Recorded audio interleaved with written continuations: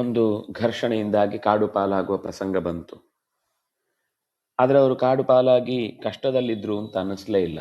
ಯಾಕೆಂದರೆ ಶಿಷ್ಟರ ಜೊತೆಗಿನ ಸಂಬಂಧ ಅವರಿಗೆ ಯಾವತ್ತೂ ಕೂಡ ನಾವು ಕಾಡಲ್ಲಿದ್ದೇವೆ ಅನ್ನುವ ಅಂಶವನ್ನು ನೆನಪೇ ಮಾಡಲಿಲ್ಲ.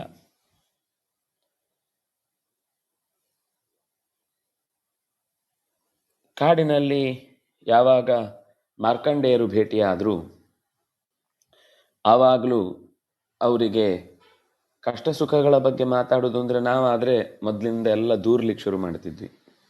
ಅವರು ನೇರ ಜಿಜ್ಞಾಸೆಯ ಪ್ರಶ್ನೆಯನ್ನೇ ಮಾಡಿದರು.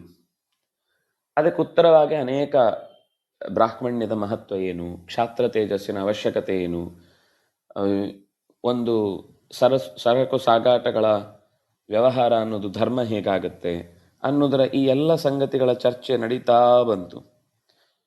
ಹಾಗೆ ಪ್ರಶ್ನೆ ಮಾಡ್ತಾ ಮಧ್ಯದಲ್ಲಿ ಈ ತಪಸ್ಸೆ ಇದಕ್ಕೆಲ್ಲ ಏನು ಮಹತ್ವ ಅಂತ ಬಂದಾಗ ಒಬ್ಳು ಪತಿವ್ರತೆಯ, ಯಾಕೆಂದ್ರೆ ಒಬ್ಳು ತನ್ನ ಕರ್ತವ್ಯವನ್ನು ಪ್ರಾಮಾಣಿಕವಾಗಿ ಮಾಡಿದ್ದಕ್ಕಾಗಿ ಆಕೆ ಉತ್ತಮವಾದ ಗತಿಯನ್ನು ಹೊಂದಿದ್ಲು, ಉತ್ತಮವಾದ ಸಂಪತ್ತನ್ನು ಹೊಂದಿದ್ಲು ಅನ್ನೋದನ್ನು ಹೇಳಲಿಕ್ಕೋಸ್ಕರ ಕಥೆಯನ್ನು ಹೇಳಿದ್ರು. ಆ ಕಥೆಯನ್ನು ಹೇಳ್ತಾ ಹೇಳ್ತಾ ಕೆಲವು ಅಚ್ಚರಿಗಳು ತೆರೆದುಕೊಂಡವು. ಅವಳು ಮಾಡಿದ್ದು ಕೇವಲ ತನ್ನ ಪತಿಯ ಸೇವೆಯಾಗಿದ್ರು ತಿಳಿದು ಮಾಡ್ತಿದ್ಲು. ಅಲ್ಲಿ ಸ್ಪಷ್ಟವಾದ ಮಾತಿದೆ, ನಾನು ನನ್ನ ಆರಾಧ್ಯ ದೈವ ಭಗವಂತನನ್ನ ನನ್ನ ಮನೆಯಲ್ಲಿ ನನಗೆ ಆರಾಧ್ಯ ದೈವವಾಗಿ ಪ್ರತೀಕವಾಗಿ ನಾನು ಗಂಡನಲ್ಲಿ ಸೇವೆಯನ್ನು ನಡೆಸ್ತಾ ಇದ್ದೆ. ಹಾಗಾಗಿ ಆ ಕೌಶಿಕನಿಗೆ ಯಾವುದು ತಪಸ್ಸಿನಿಂದ ಲಭ್ಯವಾಗಿತ್ತೋ, ನೋಡಿದ ತಕ್ಷಣವೇ ಹಕ್ಕಿಯ ಶರೀರ ಪಾತ ಆಗುವಂತಹ ಒಂದು ಸಾಮರ್ಥ್ಯ ಸಿದ್ಧಿ ಬೆಳೆದಿತ್ತೋ, ಅದು ತನ್ನ ನಿತ್ಯದ ಕರ್ತವ್ಯದಿಂದಲೇ ಪ್ರಾಮಾಣಿಕವಾಗಿ ಇದೇ ದೇವರ ಸೇವೆ ಅಂತ ಮಾಡಿದ್ರಿಂದಾಗಿ ಅವಳದ್ದು ತಪಸ್ಸೇ ಆಗಿತ್ತು. ಅಚ್ಚರಿಯಾಗುವ ಹಾಗೆ ಮತ್ತೆಯೂ ಅವಳು, ನಿನಗೆ ಇನ್ನೂ ಧರ್ಮದ ಬಗ್ಗೆ ಅನೇಕ ಜಿಜ್ಞಾಸೆಗಳಿವೆ, ನನಗೆ ಗೊತ್ತು, ಮುಂದೆ ಹೋಗು, ಜನಕನ ನಾಡಿನಲ್ಲಿ ಒಬ್ಬ ಧರ್ಮವ್ಯಾಧ ಅಂತ ಮಾಂಸ ಮಾರುವ ಆತನ ಕೈಯಲ್ಲಿ ನಿನಗೆ ಉಪದೇಶ ಪಡೀಲಿಕ್ಕಿದೆ, ಹೋಗು. ಬಹಳ ದಿವಸ ಹೋಗಿರುವುದಿಲ್ಲ, ಹಿಂದಿನ ಘಟನೆಯನ್ನೇ ಮೆಲುಕು ಹಾಕ್ತಾ ಇರ್ತಾನೆ. ಮತ್ತೆ ಅನ್ನಿಸ ಅಲ್ಲಿಗೆ ಹೋದಾಗ ಅದೂ ಆಶ್ಚರ್ಯ ಕಾಡುತ್ತೆ. ಅಲ್ಲಿಗೆ ಹೋದಾಗ ಮಾರಾಟದ ಮಧ್ಯದಿಂದ ಎದ್ದು ಬಂದು ಅವರನ್ನ, ಆ ಋತುಜನನ್ನ ಕರ್ಕೊಂಡು, ಕೌಶಿಕನನ್ನ ಕರ್ಕೊಂಡು ತನ್ನ ಮನೆಗೆ ಬರ್ತಾನೆ. ಮನೆಯಲ್ಲಿ ಆತಿಥ್ಯವನ್ನು ಮಾಡ್ತಾನೆ. ಆತಿಥ್ಯವನ್ನ ಸ್ವೀಕರಿಸಿ, ಆದ್ರೂ ನನಗೆ ನಿನ್ನ ಈ ಮಾಂಸದ ಮಾರಾಟದ ಹಿಂಸೆಯ ಹಿಂದಿನ ಮರ್ಮವನ್ನ ನನಗಿದನ್ನ ಅರ್ಥ ಮಾಡ್ಕೊಳ್ಳಿಕ್ ಶಕ್ತಿ ಗೊತ್ತಾಗ್ತಾ ಇಲ್ಲ ಅಂತ ಅವನನ್ನ ಕೇಳಿಕೊಳ್ತಾನೆ. ಆಗ ಆ ಧರ್ಮವ್ಯಾಧ ಅನೇಕ ಸಂಗತಿಗಳನ್ನ ಚರ್ಚೆ ಮಾಡ್ತಾನೆ. ಸರಿ, ನೀನು ಹೇಳಿದ್ದು ಸರಿನೇ, ಸಹಜವಾಗಿ ಯಜ್ಞದಾನ, ತಪಸ್ಸು, ವೇದಗಳು ಇವೆಲ್ಲ ಶಿಷ್ಟಾಚಾರಗಳು. ಇದು ಬಿಟ್ಟು ಬೇರೆ ಪ್ರಪಂಚವನ್ನ ನೀನು ನೋಡಿಲ್ಲ, ಆದ್ರಿಂದಾಗಿ ಅಷ್ಟಕ್ಕೆ ಆಚೆಗೆ ಧರ್ಮ ಮಾಡ್ಲಿಕ್ಕೆ ಸಾಧ್ಯ ಇಲ್ಲ ಅನ್ನೋದನ್ನ ನಿನ್ನ ಅನುಭವದ ಹಿನ್ನೆಲೆಯಲ್ಲಿ ನೀನು ಕಂಡು ಈ ಪ್ರಶ್ನೆಯನ್ನು ನನ್ನ ಹತ್ರ ಮಾಡ್ತಾ ಇದ್ದಿ ಅಂತ ನನಗೆ ಗೊತ್ತು. ಆದರೆ ಅಷ್ಟರಲ್ಲೇ ಧರ್ಮ ಅಡಗಿಲ್ಲ. ಬೇಡದ ಆಸೆಗಳನ್ನು, ತಡೆಯಲಾರದ ಕೋಪವನ್ನು, ನನ್ನದೇ ಎಲ್ಲ ಎನ್ನುವ ದಂಭ, ನನಗೇ ಬೇಕು ಎನ್ನುವ ಲೋಭ, ನನ್ನಿಂದ ತಪ್ಪಿಸಿಕೊಂಡು ಬೆಳೆಯುವುದು ಹೇಗೆ ನೀವು ಅನ್ನುವ ಕಪಟ, ಇದೆಲ್ಲವನ್ನು ದೂರ ಮಾಡಿ ಯಾರು ಬದುಕ್ತಾನೋ ಅವನು ಧರ್ಮದಲ್ಲಿದ್ದಾನೆ ಅಂತ ಅರ್ಥ. ಅದರಲ್ಲೂ ಮುಖ್ಯವಾಗಿ ಕರ್ಮ ಮಾಡುವಾಗ ಇದರಿಂದ ಒಂದು ಫಲ ಬರಬೇಕು ಅಂತ ಯೋಚಿಸದೆ, ಯಾರು ತನಗೆ ಕರ್ಮ ಒದಗಿದ್ದನ್ನ, ಕರ್ಮ ಒದಗುವುದು ಅಂತಂದ್ರೆ ನಾವು ಏನೇನೋ ಯೋಚನೆ ಮಾಡಿರ್ತೇವೆ, ಕೊನೆಗೆ ಯಾವುದೋ ಒಂದು ಕೆಲಸ ಸಿಗುತ್ತೆ, ಹೊಟ್ಟೆಪಾಡಿನ ಕೆಲಸ ಆಗಿರುತ್ತದು, ಇಷ್ಟ ಇಲ್ಲದೆಯೂ ಇರಬಹುದು ಆರಂಭದಲ್ಲಿ. ಆದರೆ ನಾವು ಪಡೆದದ್ದನ್ನ ಯಾರು ತಪ್ಪಿಸ್ಲಿಕ್ಕೆ ಸಾಧ್ಯ ಇಲ್ಲ, ಪಡೆಯುವುದನ್ನ ಯಾರು ತಪ್ಪಿಸ್ಲಿಕ್ಕೆ ಸಾಧ್ಯ ಇಲ್ಲ.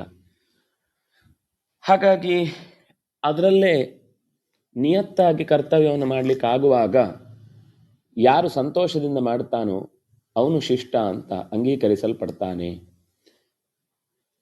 ಇನ್ನು ಕೆಲವರಿದ್ದಾರೆ, ಯಜ್ಞ ಯಾಗ ವೇದಾಧ್ಯಯನ ಇದು ತಮ್ಮ ಸಹಜ ಕೃತ್ಯ ಅಂತ ಇಟ್ಟುಕೊಂಡವರಿಗೆ ಅದೇ ಅವರ ಧರ್ಮವಾಗಿರುತ್ತೆ. ಅದರಿಂದ ಅವರು ಎತ್ತರಕ್ಕೆ ಬೆಳೀತಾರೆ. ಪೂರ್ವದಲ್ಲಿ ಯಾವುದು ಸಂಪ್ರದಾಯವಾಗಿ ಆಚರಣೆಯಾಗಿ ಬಂದಿತ್ತೋ ಅದನ್ನು ನಡೆಸಿಕೊಂಡು ಬರುವುದು ಅನ್ನುವುದು ಎಲ್ಲರಿಗೂ ಸಂಬಂಧಪಟ್ಟ ಸಾಮಾನ್ಯ ಶಿಷ್ಟಾಚಾರ. ಯಾಕೆಂದರೆ ಧರ್ಮರಾಜ ಕೇಳಿದ್ದು ಹಾಗೆ, ಶಿಷ್ಟಾಚಾರ ಅಂದರೆ ಏನು ಅಂತ. ನೀನು ಶಿಷ್ಟಾಚಾರ ಅಂತ ಪ್ರಶ್ನೆ ಮಾಡುವುದಾದರೆ ಆ ಧರ್ಮವ್ಯಾಧ ಕೌಶಿಕನಿಗೂ ಇದೇ ಪ್ರಶ್ನೆಗೆ ಉತ್ತರ ಕೊಡ್ತಾ ಹೇಳಿದ್ದು.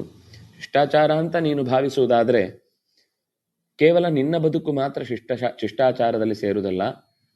ಗುರು ಶುಶ್ರೂಷೆಯನ್ನು ಮಾಡ್ತಾ ಎಲ್ಲರಿಗೂ ಅವರಿಗೊಂದು ಗುರುಗಳು ಅಂತ ಇರ್ತಾರೆ, ಪ್ರಾಮಾಣಿಕವಾಗಿ ಬದುಕ್ತಾ ತನ್ನತ್ರ ಇರುವ ಸಂಪತ್ತಿನಲ್ಲಿ ಒಂದು ಭಾಗವನ್ನು ಸಮಾಜಕ್ಕೆ ನೀಡ್ತಾ ವಿನಾಕಾರಣ ಬರುವ ಕೋಪಗಳನ್ನೆಲ್ಲ ತಪ್ಪಿಸಿಕೊಳ್ತಾ ಇರುವವನು ಶಿಷ್ಟನೇ ಆಗ್ತಾನೆ. ಇಷ್ಟು ಶಿಷ್ಟಾಚಾರ ಯಾರು ನಡೆಸ್ತಾನೋ ಅವನು ಯಾವ ಉದ್ಯೋಗದಲ್ಲಿದ್ದರೂ ಅವನು ಶಿಷ್ಟನೇ ಆಗ್ತಾನೆ ಹೊರತು ಅಶಿಷ್ಟ ಆಗ್ಲಿಕ್ಕೆ ಸಾಧ್ಯವೇ ಇಲ್ಲ. ಹೊರಗಿನವನ ಕಸಗುಡಿಸುವಿಕೆ, ಪಾತ್ರೆ ತೊಳೆಯುವಿಕೆ ಅಥವಾ ಇನ್ನೇನೋ ನಾವು ಯಾವುದು ಕರ್ಮ ಏನು ಉಪಯೋಗ ಇಲ್ಲದ್ದು ಅಂತ ಅಂದ್ಕೊಳ್ತೇವೋ ಆ ಕರ್ಮದಲ್ಲಿ ಇದ್ದವನೂ ಕೂಡ ಅತ್ಯಂತ ಶಿಷ್ಟ ಅಂತ ಅನಿಸಿಕೊಳ್ತಾನೆ. ಇಂದ್ರಿಯದ ನಿಗ್ರಹ ಅನ್ನೋದು ಮುಖ್ಯವಾದ ಸಾಮರ್ಥ್ಯ ಅಂತ ಅನಿಸುತ್ತೆ ಒಬ್ಬನಿಗೆ. ಅವನು ಶಿಷ್ಟ ಅನ್ನಿಸಿಕೊಳ್ಳುವುದಕ್ಕೆ ಅದೊಂದು ಮಾನದಂಡ. ಇಂದ್ರಿಯವನ್ನು ಯಾರು ನಿಗ್ರಹಿಸ್ತಾನೋ, ಬೇಡವಾದ ಆಸೆಗಳಿಗೆ ಯಾರು ಬಲಿಯಾಗುವುದಿಲ್ಲವೋ, ಇನ್ನೊಬ್ಬರಿಗೆ ಏನಾದರೂ ಒಳ್ಳೆಯದಾಗ ಯಾರು ಅಸೂಯೆ ಪಡುವುದಿಲ್ಲವೋ, ತನ್ನಲ್ಲಿ ಏನಾದರೂ ಹೆಚ್ಚು ಬಂದಾಗ ಯಾರು ನಾನೇ ಹೆಚ್ಚುಗಾರ ಅಂತ ಭಾವಿಸುವುದಿಲ್ಲವೋ ಅಂಥವನು ಶಿಷ್ಟಾಚಾರಿ ಅಂತ ಅನಿಸಿಕೊಳ್ತಾನೆ. ಧರ್ಮ ಮಾರ್ಗದಲ್ಲಿ ಸಾಗುವಾಗ ಅನೇಕ ಥರದ ಸವಾಲುಗಳು ಬರ್ತವೆ. ಬಂದಾಗ ಯಾವುದನ್ನು ನಡೆಸಬೇಕು, ಯಾವುದನ್ನು ಬಿಡಬೇಕು ಅನ್ನೋದು ಗೊತ್ತಾಗುವುದಿಲ್ಲ. ಅಂಥ ಸಂದರ್ಭದಲ್ಲಿ ಆಚಾರ್ಯರನ್ನು ಸಂಧಿಸಿ ಅವರಲ್ಲಿ ಪ್ರಶ್ನೆ ಮಾಡಬೇಕು, ಅವರಿಂದ ತಿಳ್ಕೊಂಡು ನಾನು ಸರಿ ನಡೀಬೇಕು ಅಂತ ಒಬ್ಬನಿಗೆ ಮನಸ್ಸು ಬಂತು ಅಂದರೆ ಅವನು ಶಿಷ್ಟಾಚಾರದಲ್ಲೇ ಇದ್ದಾನೆ ಅಂತ ಅರ್ಥ. ಯಾಕೆಂದರೆ ಅವನಿಗೆ ಜಿಜ್ಞಾಸೆ ಬಂದಾಗ ಹೋಗಿ ಕೇಳಿ ಅದನ್ನು ಅದೇ ರೀತಿ ನಡೆಸುವ ಪ್ರಯತ್ನ ಮಾಡ್ತಾನಲ್ವ. ಆದರೆ ಎಲ್ಲ ಕ್ರಿಯೆಗೂ ಸಂಬಂಧಪಟ್ಟಂತೆ ಒಂದು ಎಳೆ ಏನು ಅಂದರೆ ತಿಳಿದು ಮಾಡು ಅಂತ, ಜ್ಞಾನನಿಷ್ಠನಾಗಿ ಮಾಡು. ಆದಷ್ಟು ಯಾರು ಧರ್ಮದಲ್ಲಿದ್ದಾರೋ ಅವರ ಸೇವೆ ಮಾಡು. ನಾಸ್ತಿಕರು, ಮರ್ಯಾದೆ ಇಲ್ಲದವರು, ಅತ್ಯಂತ ಕ್ರೂರಿಗಳು, ಕೆಟ್ಟ ಕೆಲಸ ಮಾಡುವುದನ್ನೇ ಖುಷಿ ಪಡುವವರು, ಇಂಥವರನ್ನು ದೂರ ಇಡು. ಇವ್ರ ಜೊತೆಗೆ ಸೇರಿದಾಗ ನೀನು ಮಾಡುವ ಒಳ್ಳೆಯ ಕೆಲಸ ಎಷ್ಟೇ ಎತ್ತರದ್ದಾದರೂ ಕೂಡ ಅದು ನಿನಗೆ ಮಾರಕವೇ ಆಗುತ್ತೆ, ನಿನ್ನನ್ನು ಶಿಷ್ಟಾಚಾರದ ಕ್ವಾಲಿಫಿಕೇಶನ್ನಿಂದ ಹೊರಗೆ ಹಾಕುತ್ತೆ. ಯಾಕೆಂದರೆ ಅದರಲ್ಲೂ ಬಹಳ ಮುಖ್ಯವಾಗಿ ಮನುಷ್ಯ ಅಂತಂದ ಮೇಲೆ ಹುಟ್ಟುವುದು, ಸಾಯುವುದು ಅನ್ನೋದು ಅನಿವಾರ್ಯ. ಈ ಮಧ್ಯದ ಓಡಾಟದಲ್ಲಿ ಸಾವು ಮತ್ತೆ ಹುಟ್ಟು ಅನ್ನುವುದರ ಅಥವಾ ಹುಟ್ಟು ಅಥವಾ ಸಾವು ಅನ್ನುವುದರ ನಡುವೆ ಅನೇಕ ಆಕ್ರಮಣಗಳನ್ನು ಮನುಷ್ಯ ಎದುರಿಸಲೇಬೇಕಾಗುತ್ತೆ. ಅದರಲ್ಲಿ ಪ್ರಧಾನವಾಗಿ ಕಾಮಕ್ರೋಧ. ಈ ಪ್ರವಾಹದ ಮಧ್ಯದಲ್ಲಿ ನಾವು ಧೈರ್ಯ ಅನ್ನುವ ಒಂದು ದೋಣಿಯಲ್ಲಿ ಹತ್ತಿಕೊಂಡ್ರೆ ಮಾತ್ರ ಇದನ್ನು ಅನಾಯಾಸವಾಗಿ ದಾಟಬಹುದು. ಇಲ್ಲಾಂದರೆ ಅದರಲ್ಲೇ ಮಧ್ಯದಲ್ಲಿ ಮುಳುಗಿ ಒದ್ದಾಡಬೇಕಾಗುತ್ತೆ. ಬಿಳಿ ಬಟ್ಟೆ ಮೇಲೆ ಒಂದು ಸಣ್ಣ ಕಲೆ ಆದರೂ ಕೂಡ ಹೇಗೆ ಅದೇ ಎದ್ದು ಕಾಣುತ್ತೋ ಹಾಗೆ ನಾವು ಮಾಡಿದ ಎಲ್ಲ ಒಳ್ಳೆಯ ಕೆಲಸಗಳು ಕೂಡ ಈ ಲೋಭದಿಂದಾಗಿ, ಕೋಪದಿಂದಾಗಿ, ಈಗ ನಾವೊಂದು ಒಳ್ಳೆ ಅಡಿಗೆ ಮಾಡಬೇಕು ಅಂತ ಕೇಳಿಕೊಳ್ತೇವೆ, ಯಾರ ಹತ್ರನೂ ಅಡಿಗೆ ಮಾಡ್ತೇವೆ ಕೂಡ. ಒಂದು ಸೀಕರಣೆ ಮಾಡೋದೋ ಉಪ್ಪಿಟ್ಟು ಮಾಡೋದೋ ಏನೋ ಕಲಿಬೇಕು ಅಂತ ಅಂದ್ಕೊಂಡು ಕಲ್ತ್ವಿ. ಈಗಂತೂ ಬೇಕಾದಷ್ಟು ಥರದ ಅಡಿಗೆಯ ರೆಸಿಪಿಗಳು ನಮಗೆ ಸುತ್ತ ಸಿಗ್ತಾನೆ ಇರುತ್ತೆ. ಅವರು ಹೇಳಿದ ಹಾಗೇನೆ ಮಾಡ್ತಾ ಇರ್ತೇವೆ ಎಲ್ಲ. ಆದರೆ ಯಾವುದೋ ಒಂದು ಅಂಶ, ಏನು ಯಾವುದೋ ಅಂತಂದರೆ ತುಂಬ ದೊಡ್ಡ ಪದಾರ್ಥ ಅಲ್ಲ, ಹಾಕುವಾಗ ಉಪ್ಪಿಟ್ಟಿಗೆ ಒಂದು ಒಗ್ಗರಣೆ ಹಾಕುವಾಗ ಖಾರ ಜಾಸ್ತಿ ಆಯಿತೋ, ಹಿಂಗು ಜಾಸ್ತಿ ಆಯಿತೋ, ಉಪ್ಪು ಜಾಸ್ತಿ ಆಯಿತೋ, ಅಥವಾ ಏನೋ ಒಂದು ಪದಾರ್ಥ ಅದರಲ್ಲಿ ತೀರಾ ಕೈ ತಪ್ಪಿ ಬಿತ್ತು ಅಂದರೆ ಅದರಲ್ಲಿ ನಾವು ರವೆ ಚೆನ್ನಾಗಿ ಹುರಿದಿದ್ದೇವೆ, ತುಪ್ಪದಲ್ಲಿ ಹುರಿದಿದ್ದೇವೆ, ಒಳ್ಳೆ ನೀರನ್ನು ಆಯ್ಕೆ ಮಾಡಿಕೊಂಡಿದ್ದೇವೆ, ಜೊತೆಗೆ ತುಂಬ ತರಕಾರಿಗಳನ್ನು ಭಾರೀ ಚಂದದ ಆಕೃತಿಯಲ್ಲಿ ಕಟ್ಟು ಮಾಡಿ ಬೇಯಿಸಿ ಸಿದ್ಧಪಡಿಸಿಕೊಂಡು ಅದಕ್ಕೆ ಮಿಕ್ಸ್ ಮಾಡಿದ್ದೇವೆ. ಇಷ್ಟೆಲ್ಲ ಮಾಡಿದರೂ ಕೂಡ ಅದರ ಮಧ್ಯದಲ್ಲಿ ಒಂದು ಸೇರಿದ ಕೈ ತಪ್ಪಿ ಬಿದ್ದ ಒಂದು ಚಿಟಿಕೆ ಎಕ್ಸ್ಟ್ರಾ ಹಿಂಗು ಇಡೀ ತಿಂದವನನ್ನು ಮಂಗ ಮಾಡುವ ಹಾಗೆ, ತಲೆ ತಿರುಗಿ ಬೀಳುವ ಹಾಗೆ ಮಾಡುತ್ತೆ. ಹಾಗೆ ನಾವು ಮಾಡುವ ಅನೇಕ ಒಳ್ಳೆಯ ಕರ್ಮಗಳ ಮಧ್ಯದಲ್ಲಿ ಈ ಕೋಪ, ಅತಿಯಾದ ಆಸೆ ಅಂದರೆ ಲೋಭ, ಇದು ಅವನ ಎಲ್ಲ ಬಣ್ಣವನ್ನು ಕೂಡ ಮಸಿ ನುಂಗಿತು ಅಂತ ಹೇಳ್ತೇವಲ್ಲ, ಹಾಗಾಗುತ್ತೆ. ಅದನ್ನಾಗಿ ಇದು ಬಿಡಬೇಕಾದ ಧರ್ಮಗಳು, ಬಿಡಬೇಕಾದ ಗುಣಗಳು. ಅದನ್ನು ಬಿಟ್ಟವನಿಗೆ ಬೇಕಾದಷ್ಟು ದಾರಿಯ ಬಾಗಿಲುಗಳು ತೆರೆದುಕೊಳ್ತಾ ಹೋಗ್ತವೆ. ಎಲ್ಲೋ ಒಂಚೂರು ನೀರು ಜಾಸ್ತಿ ಆಯಿತು, ಸದೋಷಮಪಿ ನತ್ಯಜೇತ್.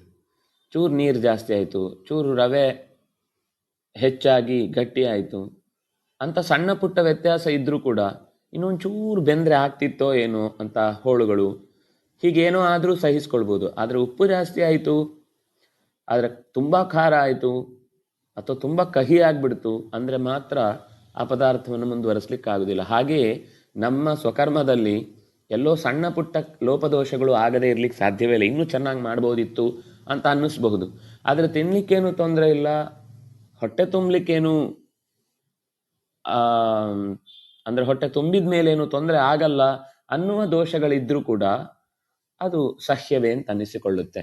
ಹೀಗೆ ಕಾಮ, ಕ್ರೋಧ ಅನ್ನುವ ಈ ಅತಿಯಾದ ಒಗ್ಗರಣೆಯಿಂದಾಗಿ ಬದುಕೇ ಹಾಳಾಗುತ್ತೆ. ನ್ಯಾಯಬದ್ಧವಾದ ಕರ್ಮವನ್ನು ಯಾರು ಮಾಡ್ತಾನೋ ಅವನು ಧರ್ಮದಲ್ಲಿದ್ದಾನೆ ಅಂತ ಅರ್ಥ. ನ್ಯಾಯಕ್ಕೆ ವಿರುದ್ಧವಾದ ಕರ್ಮವನ್ನು ಯಾರು ಮಾಡ್ತಾನೋ ಅವನು ಅಧರ್ಮ ಮಾಡ್ತಾ ಇದ್ದಾನೆ ಅಂತ ಅರ್ಥ. ಇದು ಶಿಷ್ಟಾಚಾರಕ್ಕೆ ಹೇಳಿದಂತಹ ಅಡಿಗೆರೆ. ಯಾರಾದರೂ ಬೆಳೆದರೂ ಅಸೂಯೆ ಪಡಬೇಡ, ನಾನೇ ದೊಡ್ಡವನು ಅಹಂಕಾರ ಪಡಬೇಡ, ಸಿಕ್ಕಾಪಟ್ಟೆ ತಾಳ್ಮೆ ಅಂತ ಅಂದುಕೊಂಡು ಎಲ್ಲಿ ಮಾತಾಡಬೇಕೋ ಅಲ್ಲಿಯೂ ಮಾತಾಡದೆ ಕೆಲಸ ಹಾಳು ಮಾಡಬೇಡ. ಎಲ್ಲದಕ್ಕೂ ನಾವು ಎದುರಿಸಲಿಲ್ಲ ಅಂತಂದ್ರೆ ಅವರು ನಮ್ಮನ್ನ ಕಡಿಮೆ ಅಂತ ಅನ್ಕೊಳ್ತಾರೆ ಅನ್ನುವ ಭಾವನೆಯಿಂದ ಎಲ್ಲದಕ್ಕೂ ಜೋರಾಗಬೇಡ, ಜೋರು ಮಾತಾಡಬೇಡ. ಎಲ್ಲಿ ಜೋರು ಮಾಡಬೇಕು ಅಲ್ಲಿ ಮಾಡು, ಎಲ್ಲಿ ತಾಳ್ಮೆಯಿಂದ ಇರಬೇಕು ಅಲ್ಲಿ ಸುಮ್ಮನಿರು. ಇದೆಲ್ಲ ಕಾಲಕ್ಕೆ ಈ ಶಬ್ದಗಳನ್ನು ಬಳಸಿದ್ರು ಕೂಡ ನಮಗದು ಅರ್ಥ ಆಗಬೇಕು ಅಂದರೆ ಆ ಪರಿಸ್ಥಿತಿಯಲ್ಲೇ ನಾವು ತಿಳ್ಕೊಳ್ಬೇಕು. ಅದನ್ನು ಹೇಳುವುದು ಅತ್ಯಂತ ಸುಲಭವಾಗುವುದು, ಆದರೆ ಎಲ್ಲಿ ಯಾವುದನ್ನು ಬಳಸಬೇಕು ಅನ್ನೋದು ಬಹಳ ಕಷ್ಟ. ಹೀಗೆ ಮನಸ್ಸಿನಿಂದ ಶುದ್ಧತೆಯನ್ನು ಕಾಪಾಡಿಕೊಂಡು ಆದಷ್ಟು ನಡತೆಯಲ್ಲಿ ಶುಚಿತ್ವವನ್ನು ಇಟ್ಟುಕೊಂಡು ಇಂದ್ರಿಯಗಳ ನಿಗ್ರಹದ ಜೊತೆಗೆ ಗುರು ಶುಶ್ರೂಷೆ ಮಾಡುವುದು ಅನ್ನುವುದೇ ಶಿಷ್ಟಾಚಾರಕ್ಕೆ ಸಂಬಂಧಪಟ್ಟ ಲಕ್ಷಣ. ಹಾಗಾಗಿ ಸ್ವಧರ್ಮದಿಂದಲೇ ನಾವು ಕೂಡ ಸ್ವಧರ್ಮ ಮಾಡುತ್ತಾ ಇನ್ನೂ ಅನೇಕರು ಸ್ವಧರ್ಮದಲ್ಲಿದ್ದಾಗ ನಾವು ಅವರನ್ನು ಗೌರವಿಸುವುದು ಅಭ್ಯಾಸ ಮಾಡಿದರೆ ಆವಾಗ ತನ್ನಿಂದ ತಾನೇ ಸಮಾಜ ಸ್ವಸ್ಥವಾಗುತ್ತೆ. ತುಂಬ ಒಳ್ಳೆಯ ಮಾತಿದು. ಏನಾಗುತ್ತೆ, ನಾವು ಇವತ್ತು ಧರ್ಮ ಅಥವಾ ಕರ್ಮ ಇದರ ಬಗ್ಗೆ ತುಂಬ ಮಾತಾಡುತ್ತೇವೆ. ಸಮಾಜದಲ್ಲಿ ಕಾಲ ಕೆಟ್ಟು ಹೋಯಿತು, ಒಳ್ಳೆಯತನಕ್ಕೆ ಬೆಲೆ ಇಲ್ಲ, ಹಾಗೆ ಹೀಗೆ ಅಂತೆಲ್ಲ ಹೇಳ್ತಾ ಇರ್ತೇವೆ. ಆದರೆ ನಾವು ಸ್ವತಃ ಆ ಒಳ್ಳೆಯ ಕರ್ಮದಲ್ಲಿ ಇರುವುದಾಗಲಿ ಅಥವಾ ಒಳ್ಳೆಯ ಕರ್ಮದಲ್ಲಿ ಯಾರಾದರೂ ಇದ್ದಾನೆ ಅನ್ನುವಾಗ ಅವನನ್ನು ಅಪ್ರಿಷಿಯೇಟ್ ಮಾಡೋದಾಗಲಿ, ಇದೆರಡನ್ನೂ ಮಾಡ್ಲಿಕ್ಕೆ ಹೋಗುವುದಿಲ್ಲ. ಆದರೆ ನಮ್ಗೆ ಮಾತ್ರ ಒಳ್ಳೇದಾಗಬೇಕು ಅಂತ ನಾವು ಬಯಸ್ತಾ ಇರ್ತೀವಿ. ಎಷ್ಟೇ ಕಷ್ಟ ಆದರೂ ಕೂಡ ನಾನು ನನ್ನ ನಿಯತ್ತನ್ನು ಬಿಡುವುದಿಲ್ಲ, ನಿಯತ್ತಿನಲ್ಲಿ ಇದ್ದವನಿಗೆ ಯಾವತ್ತೂ ಕೂಡ ತೊಡಕಾಗುವಂತೆ ನಡೆಯುವುದಿಲ್ಲ ಅನ್ನುವ ಯೋಚನೆ ಪ್ರತಿಯೊಬ್ಬನಿಗೂ ಬಂದರೆ ತನ್ನಿಂದ ತಾನೇ ಸಮಾಜ ಸ್ವಸ್ಥವಾಗುತ್ತೆ, ಶಿಷ್ಟಾಚಾರದಿಂದ ಯುಕ್ತವಾಗುತ್ತೆ. ಹಿಂಸಾ ಪ್ರವೃತ್ತಿ ಅನ್ನೋದು ಅದು ಬಲ ನನ್ನಲ್ಲಿ ಇದೆ ಅನ್ನುವ ಮದ ಬಂದಾಗ ಉಂಟಾಗುವ ಪ್ರವೃತ್ತಿ. ಆದರೆ ಇದು ಬಹಳ ದಿವಸ ಉಳಿಯುವುದಿಲ್ಲ. ಇವನಿಗಿಂತ ಬಲಿಷ್ಠನೊಬ್ಬ ಬಂದಾಗ, ಇವನೇ ದೇಹದಲ್ಲಿ ಅತ್ಯಂತ ಜರ್ಜರಿತನಾದಾಗ ಅಥವಾ ಇವನು ತುಂಬ ದುರ್ಬಲನಾದಾಗ ಉಳಿದವರು ಇವನನ್ನು ಹೊಡೆದು ಉರುಳಿಸ್ತಾರೆ. ಆಗ ಇವನು ಎಷ್ಟು ಕಾಡಿದ್ರು ಬೇಡಿದ್ರು ಯಾರೂ ತಡೆಯೋರಿರುವುದಿಲ್ಲ. ಅದರಿಂದಾಗಿ ಧರ್ಮವನ್ನು ನಾವು ಕಾಪಾಡಿಕೊಳ್ಳಬೇಕು ಅನ್ನೋದು ಎಲ್ಲ ಕಾಲಕ್ಕೂ ಹೊಂದುವ ಮಾತು. ಇದು ಯಾವುದೋ ನಮಗೊಂಚೂರು ಏನೋ ಒಳ್ಳೇದಾಗೋ ತನಕ ಧರ್ಮದಲ್ಲಿ ಇರೋಣ, ನಮಗೆಲ್ಲ ಆಯಿತು ಅಂತಂದ್ಮೇಲೆ ನಾವು ಮಾಡಿದ್ದೇ ಧರ್ಮ ಅನ್ನುವ ಈ ಒಂದು ಕೇವಲ ಬೂಟಾಟಿಕೆಯ ಧರ್ಮದಲ್ಲಿ ನೀನು ಉಳಿಬಾರ್ದು. ಇದು ಈಗ ಅನುಷ್ಠಾನ, ದೇವರ ಪ್ರಜ್ಞೆ, ಇದು ಯಾರಿದ್ರೂ ಯಾರಿಲ್ಲದೇ ಇದ್ರೂ ನಮ್ಮ ಜೊತೆಗಿರಬೇಕಾದ ಪ್ರಯತ್ನಪೂರ್ವಕವಾಗಿರಬೇಕಾದ ಸಂಗತಿಗಳು.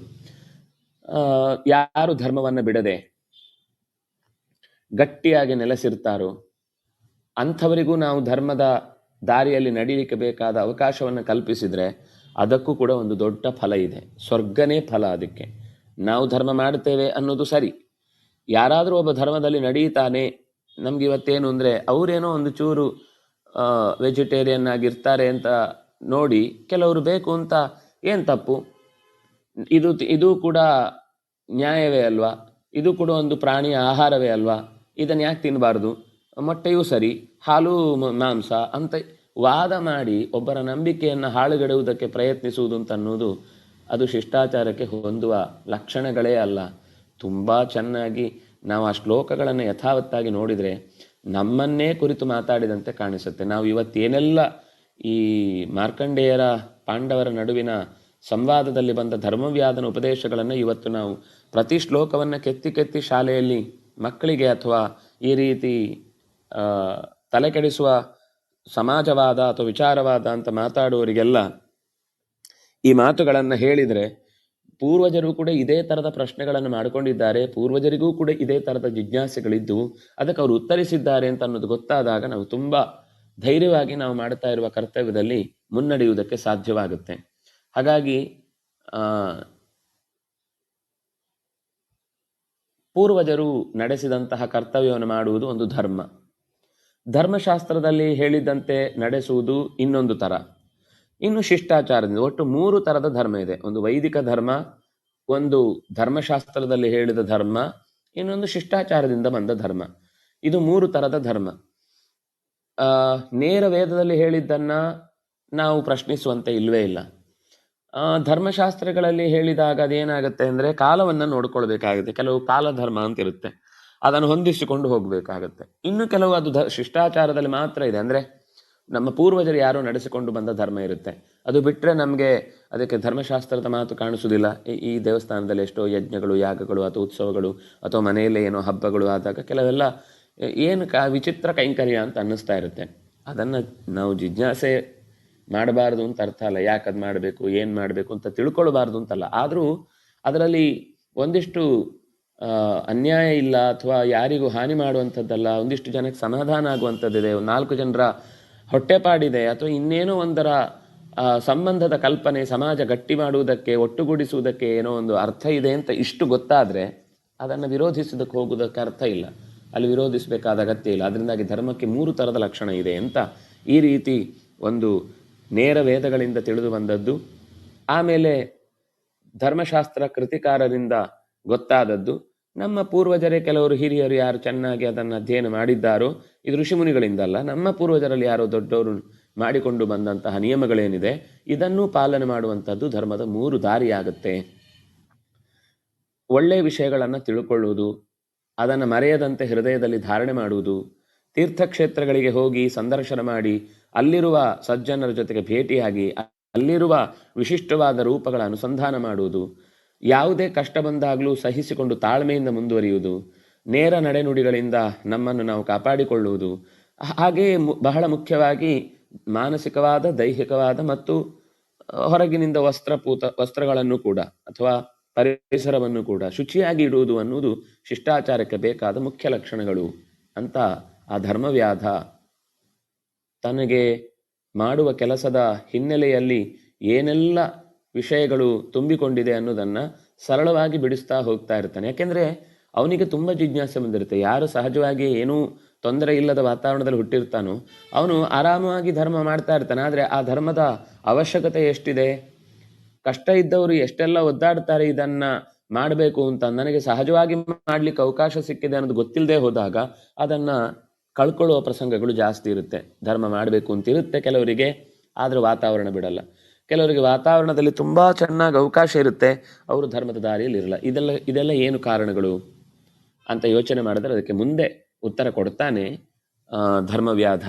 ಈಗ ಈ ಸಂಗತಿಗಳನ್ನು ಮುಂದುವರೆಸಿ ವೇದ ಮಾರ್ಗದಲ್ಲಿ ಯಾರು ನೆಲೆಗೊಂಡಿರ್ತಾರೋ ತಮ್ಮ ಸ್ವಶಕ್ತಿಯಿಂದಲೇ ಅವರು ಸ್ವರ್ಗವನ್ನು ಗೆಲ್ಲೋರಾದ್ರಿಂದಾಗಿ ಅವರ ಸಾಮರ್ಥ್ಯದ ಬಗ್ಗೆ ನಾವು ಪ್ರಶ್ನೆ ಮಾಡೋದಾಗಲಿ, ಅಥವಾ ಪ್ರಶ್ನೆ ಮಾಡೋದು ಅಂದರೆ ಏನೋ ಪರೀಕ್ಷೆ ಮಾಡಿ ಹೇಗಾಗುತ್ತೆ, ಅವರನ್ನು ದಾರಿ ತಪ್ಪಿಸಿದ್ರೆ ಏನು ಮಾಡ್ತಾರೆ ನೋಡೋಣ ಅಂತ ದಾರಿಯಲ್ಲಿರುವವರನ್ನೇ ಯಾವತ್ತೂ ಕೆಡಿಸುವ ಪ್ರಯತ್ನದಲ್ಲಿ ಹೋಗಬಾರ್ದು. ಸಾಧ್ಯ ಆದರೆ ದಾರಿಗೆ ತರುವ ಪ್ರಯತ್ನ ಮಾಡಬೇಕು ಹೊರತು ದಾರಿ ಕೆಡಿಸುವ ಚಿಂತನೆಯನ್ನು ಯಾವತ್ತಿಗೂ ಮಾಡಬಾರ್ದು.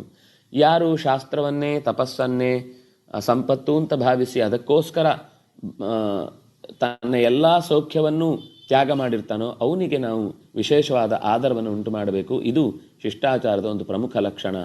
ಯಾರು ಈ ರೀತಿಯಾದ ಶಿಷ್ಟಾಚಾರದಲ್ಲಿ ಬದುಕ್ತಾನೋ ಅವನಿಗೆ ಐಶ್ವರ್ಯ ಹುಡುಕಿಕೊಂಡು ಬರುತ್ತೆ. ಸಮಾಜಕ್ಕಾಗಿ ಯಾವಾಗಲೂ ಪ್ರಾರ್ಥಿಸುವುದು ಅನ್ನೋದು ಸಜ್ಜನರ ಲಕ್ಷಣ. ನಾವು ಅಂತಹ ಸಜ್ಜನರಾಗುವುದಕ್ಕಾಗಿ ಅಂಥವರ ಜೊತೆಗೆ ಓಡಾಡಬೇಕು.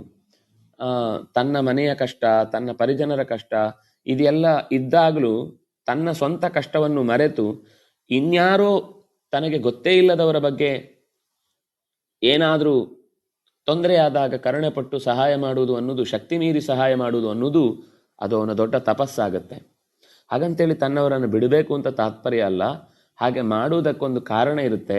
ಆ ಕಾರಣದ ಹಿಂದೆ ಉಳಿದವರು ಸಪೋರ್ಟ್ ಮಾಡಿದರೆ ಅದರಿಂದಾಗಿ ಅದರ ಪಾಲು ಅವರಿಗೂ ಸಿಗುತ್ತೆ ಅಂತ ಆ ಅರ್ಥದಲ್ಲಿ ಈ ಮಾತನ್ನು ಹೇಳಿದ್ದು.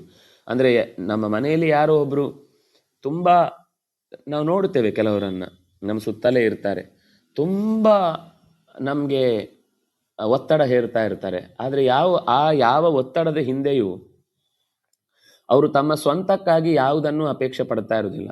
ಸುಮ್ಮನೆ ಒಂದು ಉದಾಹರಣೆಗೆ ಹೇಳುವುದಾದರೆ, ಒಬ್ಬ ಶಾಲೆಯ ಕಲ್ಪನೆಯನ್ನಿಟ್ಟುಕೊಂಡು ಶಾಲೆಯನ್ನು ಕಟ್ಟಬೇಕು ಅಂತ ಅಂದ್ಕೊಂಡಿರ್ತಾನೆ, ಕಟ್ಟುತ್ತಾನೆ ಕೂಡ. ಅವನು ಮುಖ್ಯೋಪಾಧ್ಯಾಯನೇ ಆಗಿರ್ತಾನೆ ಅಂತ ಇಟ್ಕೊಳ್ಳಿ. ಮುಖ್ಯೋಪಾಧ್ಯಾಯನಾಗಿ ಎಲ್ಲ ಅಧ್ಯಾಪಕರನ್ನು, ಜೊತೆಗಿದ್ದ ಆಡಳಿತ ವರ್ಗದವರನ್ನು, ಮಕ್ಕಳನ್ನು ಎಲ್ಲ ಆದಷ್ಟು ಕೆಲಸಗಳಲ್ಲಿ ತೊಡಗಿಸಿ ಅವರ ಶಕ್ತಿ ಮೀರಿ ಪ್ರಯತ್ನ ಮಾಡಲಿಕ್ಕೆ ಬೇಕಾದ ವಾತಾವರಣವನ್ನು ನಿರ್ಮಾಣ ಮಾಡ್ತಾನೆ. ಕೆಲವೊಮ್ಮೆ ಕೆಲವರಿಗೆ ಅದು ತುಂಬ ಕಷ್ಟ ಆಗುತ್ತೆ. ವೈಯಕ್ತಿಕ ಜೀವನದಕ್ಕೂ ಬೆಲೆ ಕೊಡಬೇಕು, ಅದು ಮುಖ್ಯ. ಅಥವಾ ಏನೋ ಮನೆಯಲ್ಲಿ ಬೇರೆ ಒಂದು ಸಣ್ಣ ಪುಟ್ಟ ಸಮಸ್ಯೆ ಆಯಿತು, ಅದಕ್ಕೆ ಇವರು ಗೌರವ ಕೊಡಲ್ಲ ಅಥವಾ ಅವರು ಅದನ್ನು ನೆಗ್ಲೆಕ್ಟ್ ಮಾಡ್ತಾರೆ ಅಂತ ಅನ್ನಿಸಿ ಅವ್ರ ಮೇಲೆ ಕೋಪ ಬರುತ್ತೆ. ಆಗ ನಮಗೆ ಯಾರಿಂದ ಒತ್ತಡ ಆಗ್ತಾ ಇದೆಯೋ ಆ ಒತ್ತಡದ ಹಿಂದೆ ಅವರ ಸ್ವಂತ ಅಪೇಕ್ಷೆ ಇದೆಯೋ ಅಥವಾ ನಿಸ್ವಾರ್ಥವಾಗಿ ಮಾಡ್ತಾ ಇದ್ದಾರೋ ಅನ್ನೋದನ್ನು ಗಮನಿಸಬೇಕು. ಅವ್ರು ಎಷ್ಟು ಒತ್ತಡ ಹಾಕಿ ತಾನು ಸ್ವತಃ ಅಷ್ಟೇ ಕಷ್ಟಪಡ್ತಾರೆ. ಈಗ ಉಳಿದವರಿಗೆ ಕೆಲಸ ಮಾಡಿ ಅಂತ ಹೇಳಿ ತಾನು ಕೆಲಸಕ್ಕೆ ಹೋಗದೆ ಆರಾಮಾಗಿ ಕೂಡ್ತಾನೆ ಅಂದರೆ ಅವನು ಮೋಸ ಮಾಡ್ತಾ ಇದ್ದಾನೆ ಅಂತ ಅರ್ಥ. ಅಥವಾ ಅದರ ಲಾಭವನ್ನು ಯಾರಿಗೂ ಹಂಚದೆ ತಾನು ಮಾತ್ರ ಉಣ್ತಾನೆ ಅಂದರೆ ತಪ್ಪು ಅಂತ ಅರ್ಥ. ಅದರ ಲಾಭವನ್ನು ಸಮಾಜಕ್ಕೆ ಕೊಡ್ತಿರ್ತಾನೆ, ತಾನು ಅದರಂತೆಯೇ ಕಷ್ಟಪಡ್ತಾ ಇರ್ತಾನೆ ಅಂತನ್ನುವ ತ್ಯಾಗದ ಹಿಂದೆ ನಾವು ನೇರವಾಗಿ ಭಾಗವಹಿಸ್ಲಿಕ್ಕಾಗಲಿಲ್ಲ ಅಂದರೂ ಅವನ ಬಗ್ಗೆ ಸಾಧ್ಯವಾದಷ್ಟು ತಾತ್ಸಾರ ತಾಳದೆ, ಅವನಿಗೆ ನಮ್ಮ ನೇರವಾದ ಪ್ರಯತ್ನದಲ್ಲಿ ಭಾಗವಾಗ್ಲಿಕ್ಕಾಗದೇ ಇದ್ರೂ ಕೂಡ ಅವನು ಮಾಡುವ ಕೆಲಸಗಳಿಗೆ 10 ಮಂದಿಯ ಹತ್ರ ಅವನು ತುಂಬ ಕಷ್ಟಪಡ್ತಾನೆ, ಒಳ್ಳೆ ಕೆಲಸ ಮಾಡ್ತಾನೆ ಅಂತ ಆ ಮಾತುಗಳನ್ನು ಆಡುವುದು ಕೂಡ ನಾವೊಂದು ಶಿಷ್ಟಾಚಾರವನ್ನು ಪಾಲಿಸಿದ ಹಾಗೆ. ಎಷ್ಟು ಮುಖಗಳಲ್ಲಿ ಇದರೆಲ್ಲ ಚಿಂತನೆ ಮಾಡ್ತಾರೆ. ಹಿಂಸೆ ಮಾಡದೇ ಇರುವುದು, ಇನ್ನೊಬ್ಬರ ಬಗ್ಗೆ ದಯೆ ತೋರುವುದು, ದ್ರೋಹಕ್ಕೆ ಅವರಿಗೆ ದ್ರೋಹದ ವಿಷಯದಲ್ಲಿ ಮನಸ್ಸು ಮಾಡದೆ ನಡೆದುಕೊಳ್ಳುವುದು, ಬೇಡವಾದ ಕೆಲಸ ಬಂದಾಗ ನಾಚಿಕೆ ಪಡುವುದು, ಕಷ್ಟ ಬಂದಾಗ ಇಲ್ಲ ಸ್ವಲ್ಪ ದಿವಸದಲ್ಲಿ ಸರಿ ಹೋಗ್ಬೋದು, ಯಾವಾಗಲೂ ಒಂದೇ ಥರ ಇರುವುದಿಲ್ಲ ಅಂತ ಅದನ್ನು ನುಂಗಿಕೊಳ್ಳುವುದು. ಎಲ್ಲದಕ್ಕಿಂತ ಹೆಚ್ಚು ಆತ್ಮ ಸಂಯಮ. ನನಗೇನಾದರೂ ತೊಂದರೆ ಇಲ್ಲ, ಬೇರೆಯವರಿಗೆ ತೊಂದರೆ ಆಗಬಾರ್ದು ಅನ್ನುವ ರೀತಿಯಲ್ಲಿ ಬದುಕುವುದೇನಿದೆ ಧೈರ್ಯದಿಂದ, ಸರ್ವಭೂತ ದಯಾಪರನಾಗಿ ಕಾಮದ್ವೇಷಗಳನ್ನು ದೂರ ಇಟ್ಟು. ಯಾಕೆಂದರೆ ಈ ಎರಡು ಕೆಲವೊಮ್ಮೆ ಅತ್ಯಂತ ಪ್ರೀತಿ ಮಾಡುವವರು ಹಾಗೆ ಕಾಣ್ತಾರೆ, ಆದರೆ ಅವರ ಉದ್ದೇಶ ತನ್ನ ಯಾವುದೋ ಸ್ವಾರ್ಥಕ್ಕೆ ಬಳಸಿಕೊಳ್ತಾ ಇರ್ತಾರೆ. ಇನ್ನು ಕೆಲವರು ಅತ್ಯಂತ ದ್ವೇಷಿಸ್ತಾ ಇರ್ತಾರೆ, ಅವರಿಗೆ ಯಾಕೆ ದ್ವೇಷಿಸ್ತಾ ಇದ್ದೇವೆ ಅನ್ನೋದು ಗೊತ್ತಿರಲ್ಲ. ನಮ್ಮ ಥರ ಅವರು ಇಲ್ಲ ಅಷ್ಟೇ, ಅದಕ್ಕೆ ದ್ವೇಷ. ಹೀಗೆ ಪ್ರೀತಿಯ ಹೆಸರು ಹೇಳಿ ಕೆಲವು ಮೋಸ ಮಾಡ್ತಾರೆ, ಕೆಲವರು ದ್ವೇಷದಿಂದ ನಾಶ ಮಾಡ್ತಾರೆ.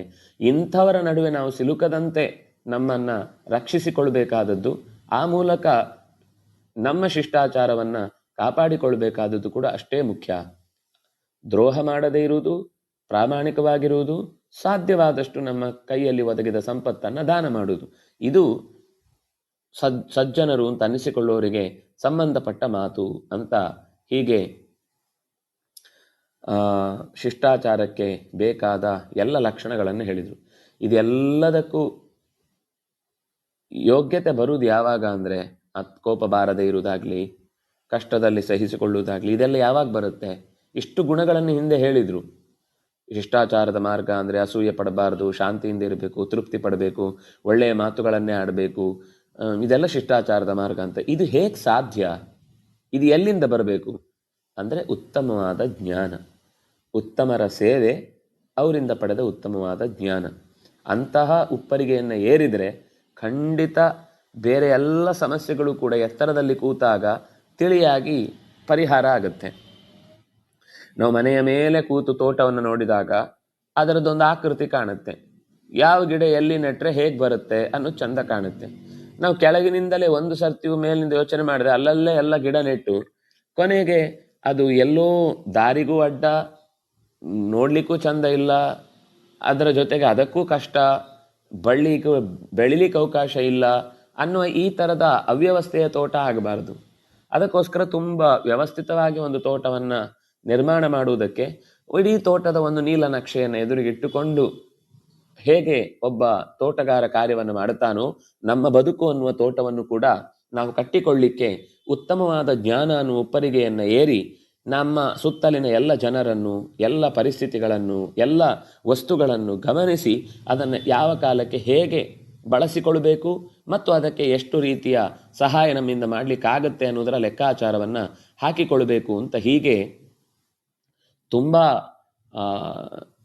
ಗಾಢವಾದ ಸಂಗತಿಗಳನ್ನು ಧರ್ಮವ್ಯಾಧ ಆ ಕೌಶಿಕ ಮುನಿಯ ಬಳಿ, ಕೌಶಿಕ ಋತ್ವಿಜನ ಬಳಿ ಚರ್ಚೆಯನ್ನು ಮಾಡ್ತಾನೆ.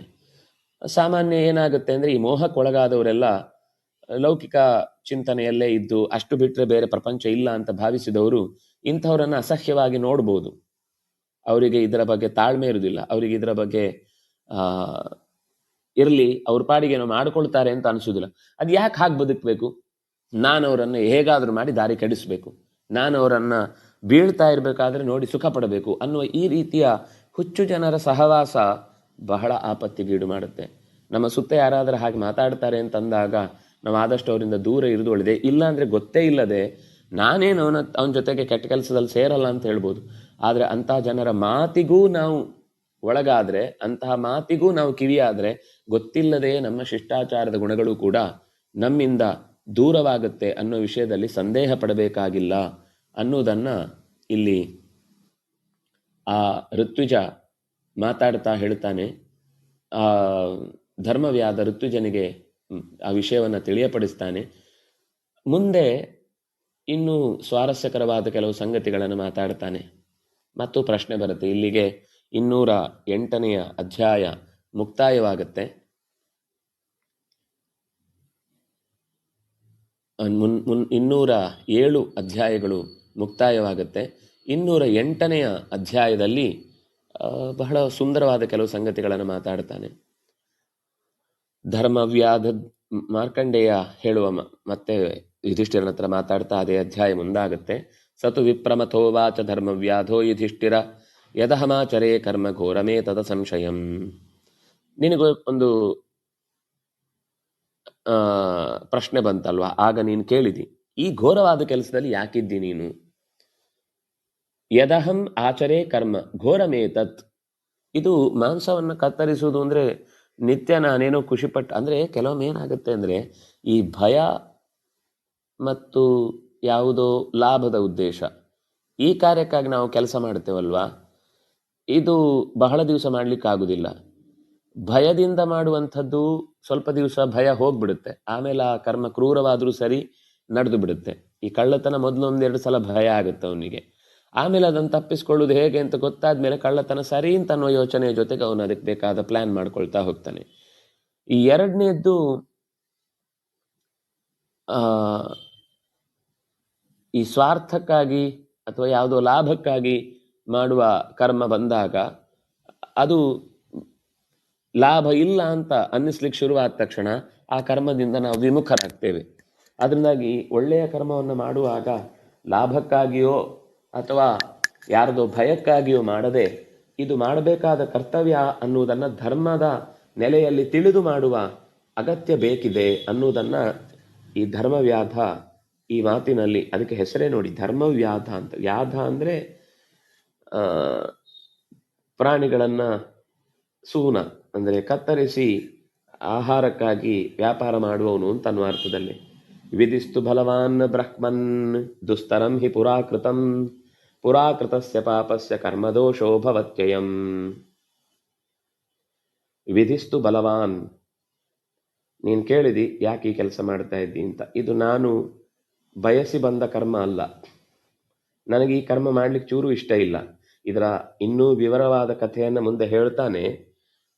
ಆದ್ರೆ ಅದಕ್ಕೆ ಪೂರ್ವ ಪೀಠಿಕೆ ಆದ ಕೆಲವು ಸಂಗತಿ ಹೇಳ್ತಾನೆ, ತನ್ನ ಜೀವನದ ಕಥೆಯನ್ನು ಆಮೇಲೆ ಹೇಳ್ತಾನೆ. ನಮ್ಗಿದೊಂದು ಒಳ್ಳೆ ಪಾಠ.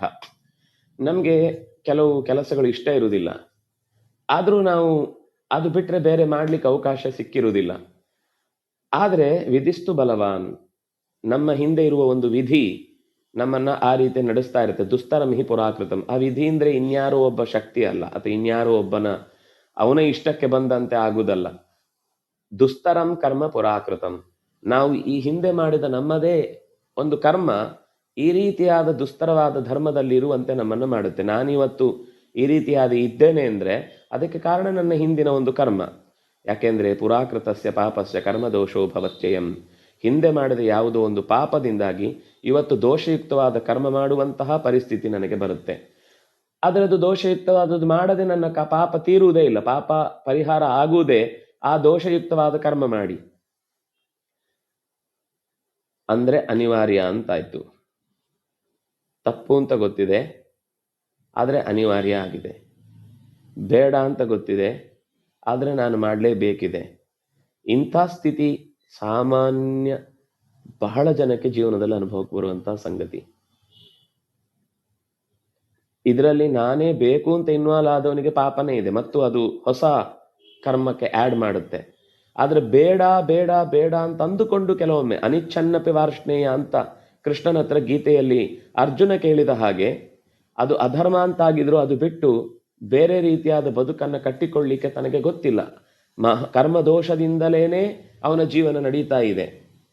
ದೋಷಸ್ಯೈತಸ್ಯ ವೈಭವ ಬ್ರಹ್ಮನ್ ವಿಘಾತೆ ಯತ್ನವಾನಹಂ ವಿಧಿನಾ ಹಿ ಹತೆ ಪೂರ್ವಂ ನಿಮಿತ್ತಂ ಘಾತಕೋ ಭವೇತ್. ಏತಸ್ಯ ದೋಷಸ್ಯ, ನನಗೆ ಒದಗಿದ ಈ ದೋಷಯುಕ್ತವಾದ ಕರ್ಮವನ್ನ ನಾನು ವಿಘಾತೆ ದೂರ ಮಾಡುವುದಕ್ಕೆ ಯತ್ನವಾನ್ ತುಂಬ ಸರ್ತಿ ಪ್ರಯತ್ನ ಮಾಡಿದೆ. ಇದು ಬಿಟ್ಟು ಬೇರೆ ಯಾವುದಾದ್ರೂ ರೀತಿಯಲ್ಲಿ ನನ್ನನ್ನು ನಾನು ಸರಿಪಡಿಸಿಕೊಂಡು ಬದುಕ್ತೇನೆ ಅಂತ ಪ್ರಯತ್ನ ಪಟ್ಟೆ. ವಿಧಿನಾ ಹಿ ಹತೆ ಪೂರ್ವಂ. ಏನ್ ಮಾಡಿದ್ರು ನನಗೆ ಆ ಕೆಲಸ ಬಿಟ್ಟು ಬೇರೆ ಇದರಲ್ಲಿ ತೊಡಗ್ಲಿಕ್ಕಾಗ್ಲಿಲ್ಲ. ಪರಿಸ್ಥಿತಿಗಳು ಹಾಗೆ ಬರ್ತವೆ, ಬೇಡ ಅಂದ್ರೂ ಅದೇ ರೀತಿಯ ಘಟನೆಗಳು ನಡೀತಾವೆ. ಅದರಿಂದಾಗಿ ನನ್ನ ಹಿಂದಿನ ಕರ್ಮದ ನಿಮಿತ್ತ ಇದೆಯಲ್ವ, ಪಾಪದ ನಿಮಿತ್ತ ಘಾತಕೋ ಭವೇತ್. ನಾನು ಯಾವುದೋ ಒಂದು ಅಂದ್ರೆ ನಮ್ಮ ಇವತ್ತೇನಾಗುತ್ತೆ ಅಂದ್ರೆ ದುಡ್ಡು ಜಾಸ್ತಿ ಬರುವ ಕೆಲಸ ಬೇಕು ಅಂತ ವ್ಯಥೆಯಲ್ಲಿ ಮಾಡುವುದು ಹೊರತು ಅಂತಃಸತ್ವದಿಂದ ಆಸಕ್ತಿಗೆ ಸಂಬಂಧಪಟ್ಟಂತೆ ಮಾಡುವ ಕೆಲಸದ ಬಗ್ಗೆ ಇಲ್ಲಿ ಮಾತಾಡ್ತಾ ಇರೋದು. ನನಗೆ ಅದರಲ್ಲಿ ಹೋಗಿದ್ರೆ ಜಾಸ್ತಿ ದುಡ್ಡು ಬರ್ತಿತ್ತು, ಬೇಗ ಮನೆ ಕಟ್ತಿದ್ದೆ. ಇಷ್ಟೇ ಯೋಚನೆಯಲ್ಲಿರುವವರಿಗೂ ಅವರು ಮಾಡುವಂತಹ ಕರ್ಮದಲ್ಲಿ ಪ್ರಾಮಾಣಿಕವಾಗಿ ಮಾಡಿದ್ರೆ ಅದರಿಂದಲೇ ಅವ್ರು ಎಲ್ಲವೂ ಮಾಡಬಹುದು. ಆದರೆ ಯಾವಾಗಲೂ ಆಸೆ ದೊಡ್ಡದಾಗಿ ಜ್ಞಾನ ಚಿಕ್ಕದಾಗಿ ಅಥವಾ ಇಲ್ಲದೆ ಹೋಗಿ ಏನೋ ಒಂದು ಅನರ್ಥವನ್ನೇ ಮಾಡ್ತಾ ಇದ್ದೇನೆ ಅನ್ನುವ ಬೇಸರದಲ್ಲಿ ಆ ಕರ್ಮವನ್ನು ಚೆನ್ನಾಗಿ ಮಾಡದೆ ಮತ್ತಷ್ಟು ಪಾತಾಳಕ್ಕೆ ತಳ್ಳಲ್ಪಡುವಂತಹ ಪರಿಸ್ಥಿತಿ ಬರುತ್ತೆ. ಆದರೆ ಇಲ್ಲಿ ಧರ್ಮವ್ಯಾಧನಿಗೆ ಸ್ಪಷ್ಟ ಇದೆ. ನಿಮಿತ್ತ ಭೂತಾ ಹಿ ವಯಂ ಕರ್ಮಣೋ ಸ್ವತಿಜೋತ್ತಮ ಯಶಾಂ ಹತಾನಾಂ ಮಾಂಸಾನಿ ವಿಕ್ರೀಡಾಮೀಹ ವೈದ್ಯುಜ. ನನಗೆ ಈಗ ಬಂದ ಕರ್ಮ ನಿಮಿತ್ತಭೂತವಾದದ್ದು. ಅಸ್ಯ ಕರ್ಮಣಃ ನಿಮಿತ್ತಭೂತಾ ಹಿ ವಯಂ. ನಾವು ಬರುವಾಗಲೇ ನಮ್ಮ ಕರ್ಮ, ನಮ್ಮ ಧರ್ಮ, ನಮ್ಮ ಶಿಷ್ಟಾಚಾರ, ನಮ್ಮ ಎಲ್ಲಾ ಕ್ರಿಯೆಗಳು ಕೂಡ ಒಟ್ಟಿಗೆ ಹೊಂದಿಕೊಂಡೇ ಬಂದಿರುತ್ತೆ. ಅದು ಹೊಸದಾಗಿ ನಮಗೆ ಜೋಡಣೆ ಆಗುವುದಲ್ಲ. ಜೋಡಣೆ ಆಗುವುದು ಅಂತಂದ್ರೆ ಅಲ್ಲಿ ತನಕ ಕಾಣದೇ ಇದ್ದದ್ದು ಆ ಕಾಲದಲ್ಲಿ ಕಾಣಿಸಿಕೊಂಡು ಜೊತೆಗೆ ಮುಂದೆ ಸಾಗ್ಲಿಕ್ಕೆ ಬೇಕಾದ ಊರುಗೋಲಾಗಿ ಸಿಗಬಹುದು ಅಷ್ಟೇ ಒಳ್ಳೆಯ ಕ್ರಿಯೆಗಳು.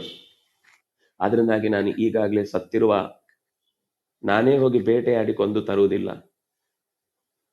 ಕೊಂದು ತಂದಿರುವ ಜನರ ಕೈಯಿಂದ ಸತ್ತ ಶರೀರವನ್ನ ಕತ್ತರಿಸಿ ಮಾಂಸಕ್ಕಾಗಿ ನಾನು ಮಾರಾಟಕ್ಕಾಗಿ ಅದನ್ನು ವಿಕ್ರೀಡಾಮಿ ಇಹ ವೈದ್ವಿಜ.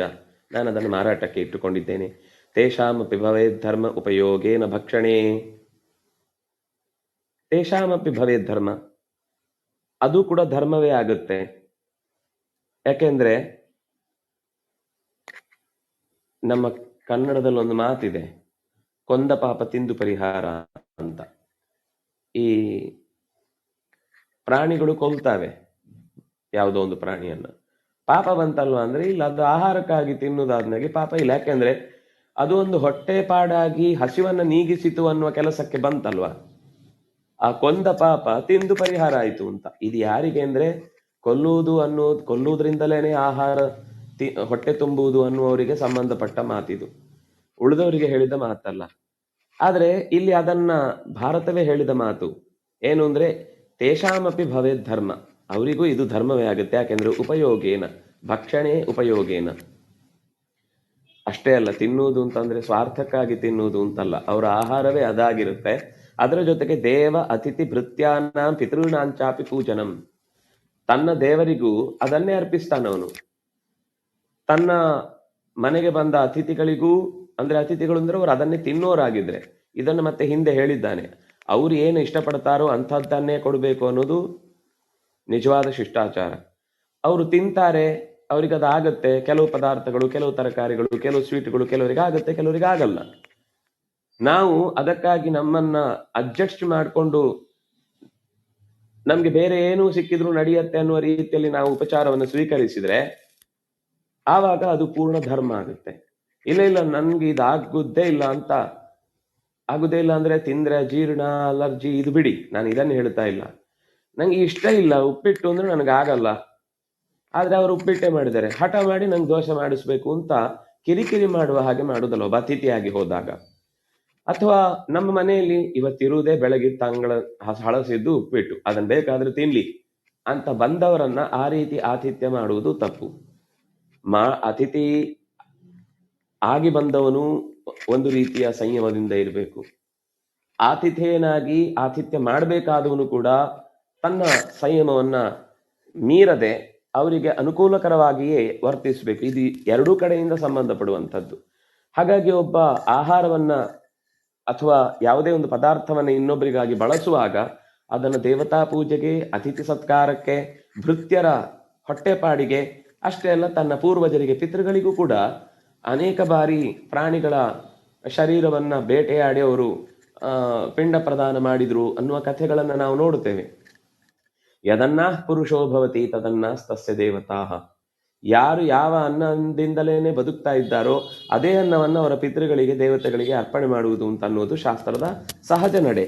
ಅದರಿಂದಾಗಿ ನನಗೆ ನನ್ನ ಪೂರ್ವಜರಿಗೆ ಸಂಬಂಧಪಟ್ಟಂತೆ ಇರುವಂತಹ ಆಹಾರದ ಪದ್ಧತಿಯನ್ನೇ ಅನಿವಾರ್ಯವಾಗಿ ನನಗದು ವೈಯಕ್ತಿಕವಾಗಿ ಇಷ್ಟ ಇಲ್ಲದೆ ಇದ್ರು ನಾನು ತಿನ್ನಲ್ಲ. ಆದ್ರೆ ನನ್ನ ಪರಿಸ್ಥಿತಿಯನ್ನ ನಾನು ಇನ್ನೊಬ್ಬರ ಹತ್ರ ಪೂರ್ತಿಯಾಗಿ ಬಿಡಿಸಿ ಹೇಳಲಿಕ್ಕೆ ಆಗ್ತಾ ಇಲ್ಲ. ಓಷಧ್ಯ, ಇನ್ನೂ ಒಂದು ಸಂಗತಿ ಹೇಳಬೇಕು ನಿನಗೆ, ನಾವು ಹಿಂಸೆ ಮಾಡದೆ ಬದುಕಬೇಕು ಅನ್ನೋದನ್ನ ನೀನು ತಲೆಯಲ್ಲಿ ಇಟ್ಟುಕೊಂಡು ಈ ಮಾತಾಡ್ತಾ ಇದ್ದಿ. ನೀನು ಮಾರಾಟ ಮಾಡೋದ್ರಿಂದ ಅವರು ಮತ್ತಷ್ಟು ಜನರನ್ನು ಕೊಂದು ಮತ್ತಷ್ಟು ಪ್ರಾಣಿಗಳನ್ನು ಕೊಂದು ತರ್ತಾರಲ್ವಾ ಅಂತ ನಿನ್ನ ಪ್ರಶ್ನೆ ಇರಬಹುದು. ನನಗೆ ನಮ್ಮ ಪೂರ್ವಜರಿಂದ ಬಂದ ವೃತ್ತಿ ಅನ್ನುವ ಕಾರಣಕ್ಕೆ ಮಾಡ್ತಾ ಇದ್ದೇನೆ. ಮತ್ತು ನಾನು ಇದರಲ್ಲಿ ಸ್ವತಃ ನನಗಾಗಿ ಯಾವುದನ್ನು ನಾನು ಬೇಟೆ ಆಡಿಲ್ಲ, ನಾನು ಈ ಪದಾರ್ಥವನ್ನು ಆಹಾರವಾಗಿ ಸ್ವೀಕರಿಸ್ತಾ ಇಲ್ಲ. ಆದರೆ ಯಾರಿಗದರ ವಿಕ್ರಯದಿಂದಾಗಿ ಆಹಾರವನ್ನು ಪಡೀಲಿಕ್ಕೆ ಪ್ರಯತ್ನಿಸ್ತಾ ಇದ್ದಾರೋ ಅವರಿಗೆ ನಾನೊಬ್ಬ ಮಧ್ಯವರ್ತಿಯಾಗಿ ಈ ಪದಾರ್ಥವನ್ನ ನನ್ನ ಧರ್ಮವಾಗಿ ನಡೆಸ್ತಾ ಇದ್ದೇನೆ ಅಂತ ನೀನು ಹೇಳುತ್ತಿದ್ದಿ. ಆದ್ರೂ ಆ ಹಿಂಸೆ ಅನ್ನೋದು ಆಗ್ತಾನೆ ಇದೆಯಲ್ವಾ, ನಿನ್ನ ಕಾರಣದಿಂದಾಗಿ ನಿನಗೆ ತಂದು ಕೊಡಬೇಕು ಅನ್ನೋ ಕಾರಣಕ್ಕಾಗಿ ಮತ್ತಷ್ಟು ಅನರ್ಥಗಳನ್ನ ಬೇರೆಯವರು ಮಾಡೋದಕ್ಕೆ ನೀನು ಕಾರಣವಾಗ್ತೀಯಲ್ವಾ ಅಂತ ನಿನ್ನ ಪ್ರಶ್ನೆ. ಅದಕ್ಕೆ ಹೇಳ್ತಾನೆ, ಓಷಧ್ಯ ವೀರುದಶ್ಚೈವ ಪಶವೋ ಮೃಗ ಪಕ್ಷಿಣ ಅನಾದಿಭೂತ ಭೂತಾನಾಂ ಇತ್ಯಪಿ ಶ್ರೂಯತೆ ಶ್ರುತಿ. ಒಂದು ಮೊದಲು ಅರ್ಥ ಮಾಡಿಕೊಳ್ಬೇಕಾದದ್ದು, ಇಡೀ ಜಗತ್ತಿನಲ್ಲಿ ನಾವಿರುವುದಕ್ಕಿಂತ ಮುಂಚೆಯೂ, ಅಂದರೆ ನಾನೀಗ ಹುಟ್ಟಿ ಬಂದೆ, ಜಗತ್ತನ್ನು ನೋಡ್ತಾ ಇದ್ದೇನೆ ಅನ್ನುವ ಈ ಕಾಲಕ್ಕಿಂತ ಹಿಂದೆ, ನನಗೆ ಇನ್ನೂ ಹಿಂದಿನದ್ದು ಯಾವುದು ನೆನಪಿದೆ ಅಂದರೆ ಅದಕ್ಕಿಂತಲೂ ಹಿಂದೆ ನನ್ನ ಪೂರ್ವಜರ ಸ್ಮರಣೆಯೊಂದಿಗೆ, ಪೂರ್ವಜರ ಮಾತಿನ ಎಳೆಯ ಹಿಂದೆ ನಾನು ಒಂದಿಷ್ಟು ಕಲ್ಪನೆ ಮಾಡಿಕೊಳ್ತೇನೆ. ಅಂದರೆ ಅದಕ್ಕಿಂತಲೂ ಹಿಂದೆ ಅನೇಕ ಥರದ ಜೀವಜಾತಿಗಳು ಈ ಜಗತ್ತಿನಲ್ಲಿ ಅನಾದಿಭೂತಾ ಭೂತಾನಾಂ, ಇದು ಶ್ರುತಿ. ನಮಗೆ ಪ್ರಶ್ನೆ ಒಂದೊಂದೇ ಕ್ರಮವಾಗಿ ಹುಟ್ಟಿ ಇವ್ಯಾಲ್ಯುವೇಟ್ ಆಗಿ ಅದು ಮುಂದೆ ಕೊನೆಗೆ ಮಂಗನಿಂದ ಮಾನವನಾದ ಅಂತ ಕೇಳ್ತೇವೆ. ಅವ್ರು ಹೇಳ್ತಾರೆ ಮಂಗನಿಂದ ಮಾನವ ಆಗುವುದು ಅಂತಿಲ್ಲ, ಮಂಗನೂ ಒಬ್ಬ ಇದ್ದಾನೆ, ಮಾನವನು ಇದ್ದಾನೆ. ಮೊದಲಿಂದ ಆ ಇಡೀ ಪ್ರಾಣಿ ಪಕ್ಷಿಗಳ ಪರಂಪರೆ ಹಾಗೇ ಇದೆ. ಅನಾದಿಭೂತ ಭೂತಾನಾಂ ಇತ್ಯಪಿ ಶ್ರೂಯತೆ ಶ್ರುತಿ. ಔಷಧಿಗಳಾಗ್ಲಿ, ವಿರುಧಗಳಾಗ್ಲಿ, ಪಶುಗಳಾಗ್ಲಿ, ಮೃಗಗಳಾಗ್ಲಿ, ಪಕ್ಷಿಗಳಾಗ್ಲಿ, ಮನುಷ್ಯರಾಗ್ಲಿ ಅನಾದಿ ಕಾಲದಿಂದ ಇದ್ದಾರೆ. ಅದು ಸಮಾಜದಲ್ಲಿ ಕಾಣಿಸಿಕೊಳ್ಳುವುದಕ್ಕೆ, ಬೆಳವಣಿಗೆ ಆಗುವುದಕ್ಕೆ ಕಾಲದಲ್ಲಿ ಒಂದೊಂದೇ ಹಂತವನ್ನ ಮುಂದುವರೆಸಿಕೊಂಡು ಅದು ಬಂದಿದೆ ಅನ್ನೋದನ್ನ ಬೇಕಾದ್ರೆ ಒಪ್ಪೋಣ. ಆದ್ರೆ ಅದಕ್ಕಿಂತ ಹಿಂದೆ ಒಂದು ಮನುಷ್ಯ ಅನ್ನುವ ವರ್ಗವೇ ಇರಲಿಲ್ಲ. ಈ ಮಂಗಗಳ ಜನನ ಆದ ನಂತರವೇ ಅದರಿಂದ ಮತ್ತೆ ಹೊಸ ಮಾಡೆಲ್ ಅನ್ನು ಸೃಷ್ಟಿ ಮಾಡುವ ಹಾಗೆ ಈ ಮನುಷ್ಯನ ದೇಹ ಸೃಷ್ಟಿ ಆಯಿತು ಅಂತ ಮೂರ್ಖರಾಗಿ ಮಾತಾಡ್ಬೇಕು. ಯಾಕೆಂದ್ರೆ ಅದಕ್ಕಿಂತ ಹಿಂದೆ ಮತ್ತೆ ಸೃಷ್ಟಿ ಇತ್ತು. ಆ ಸೃಷ್ಟಿಯಲ್ಲಿ ಮತ್ತೆ ಮನುಷ್ಯರಿದ್ರು. ಅದಕ್ಕಿಂತ ಹಿಂದೆ ಮತ್ತೆ ಈ ಜಗತ್ತಿನ ಸೃಷ್ಟಿ ಆಗಿತ್ತು.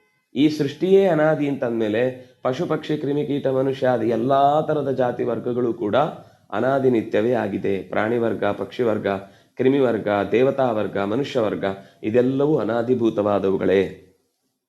ಆತ್ಮ ಮಾಂಸ ಪ್ರಧಾನೇನ ಶಿಬಿರೌ ಔಷೀನರೋ ನೃಪ ಸ್ವರ್ಗಂ ಸುದುರ್ಗಮಂ ಪ್ರಾಪ್ತ ಕ್ಷಮಾವಾನ್ ದ್ವಿಜ ಸತ್ತಮ್ಮ.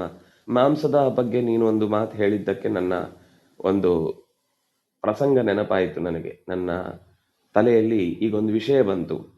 ಏನು ಅಂದ್ರೆ, ತನ್ನದೇ ಮಾಂಸವನ್ನ ಆತ್ಮ ಮಾಂಸ ಪ್ರಧಾನೇನ, ತನ್ನದೇ ಮಾಂಸವನ್ನ ಪಾರಿವಾಳದ ಬದಲಾಗಿ ಗಿಡುಗಕ್ಕೆ ಕೊಟ್ಟು ಕೃತಾರ್ಥನಾದ ಔಷೀನರ ದೇಶದ ಶಿಬಿ ಸುದುರ್ಗಮವಾದ ಸ್ವರ್ಗವನ್ನ ಪಡೆದ. ಅವನು ಮಾಡಿದ ಹಿಂಸೆನೆ ತನಗೆ. ಆದ್ರೆ ತನಗೆ ಮಾಡಿದ ಹಿಂಸೆ ಇನ್ನೊಬ್ಬರ ಹೊಟ್ಟೆಯ ತಣಿಸುವಿಕೆಗೋಸ್ಕರ ಇತ್ತು. ಆದ್ರಿಂದಾಗಿ ಹಿಂಸೆಯೇ ಅವನ ಸ್ವರ್ಗಕ್ಕೆ ಕಾರಣವಾಯಿತು. ನೀನು ಅಹಿಂಸೆ ಎಲ್ಲದಕ್ಕಿಂತ ಪರಮೋಧರ್ಮ ಅಂದ್ರೆ ಏನರ್ಥ? ವಿನಾಕಾರಣ ಹಿಂಸೆ ಮಾಡುವುದು ಅದು ಹಿಂಸೆ ಆಗುತ್ತೆ. ಯಾವುದೋ ಒಂದು ಉದ್ದೇಶದಿಂದ ಧರ್ಮ ಹಿಂಸಾ ತಥೈವಚ ನಾವು ಯಾವಾಗ್ಲೂ ಮರೆಯುವ ಮಾತು. ಅಹಿಂಸಾ ಪರಮೋ ಧರ್ಮ ಅನ್ನುವ ಲೈನನ್ನು ಎಲ್ಲರೂ ಹೇಳ್ತಾರೆ. ಆದ್ರೆ ಧರ್ಮ ಹಿಂಸಾ, ಧರ್ಮವನ್ನು ಉಳಿಸ್ಲಿಕ್ಕೋಸ್ಕರ ಏನಾದ್ರೂ ಒಂದು ಹಿಂಸೆ ಮಾಡಿದ್ರೆ, ಅಂದ್ರೆ ರಕ್ಷಣೆ ಕೊಡ್ತೇನೆ, ಅಭಯ ಪ್ರದಾನ ಮಾಡಿದ್ದೇನೆ ಅನ್ನುವ ಕಾರಣಕ್ಕಾಗಿ ಆ ಪಾರಿವಾಳದ ಬದಲಾಗಿ ತನ್ನ ದೇಹದ ಮಾಂಸವನ್ನು ಕೊಟ್ಟಾದ್ರೂ ಉಳಿಸ್ತೇನೆ ಅಂತನ್ನುವ ಧರ್ಮದ ಉಳಿವಿಕೆಗಾಗಿ ಮಾಡಿದ ಹಿಂಸೆ ಅನ್ನೋದು ಅದು ಅಹಿಂಸೆಯೇ ಅಂತ ಲೆಕ್ಕ. ಇದು ಶಿಬಿಯ ಕಥೆಯಿಂದ ನಮಗೆ ಗೊತ್ತಾಗುವ ಸಂಗತಿ. ರಾಜ್ಞೋ ಮಹಾನಸೇ ಪೂರ್ವಂ ರಂತಿದೇವಸ್ಯ ವೈದ್ವಿಜ ದ್ವೇ ಸಹಸ್ರೇ ತು ವಧ್ಯೇತೆ ಪಶೂನಾಮನ್ವಹಂ ತದಾ. ರಂತಿದೇವನ ಜೀವನದಲ್ಲಿ ತಾನಾಗಿ ಅನೇಕ ಪ್ರಾಣಿಗಳು ಬಂದು ಯಜ್ಞದಲ್ಲಿ ನಮ್ಮನ್ನು ಬಲಿ ಕೊಡಿ ಅಂತ ಕೇಳಿ ಕೇಳಿ ಕೇಳಿ ಯಜ್ಞದಲ್ಲಿ ಆಹುತಿ ಆಗ್ತಾ ಇದ್ವು.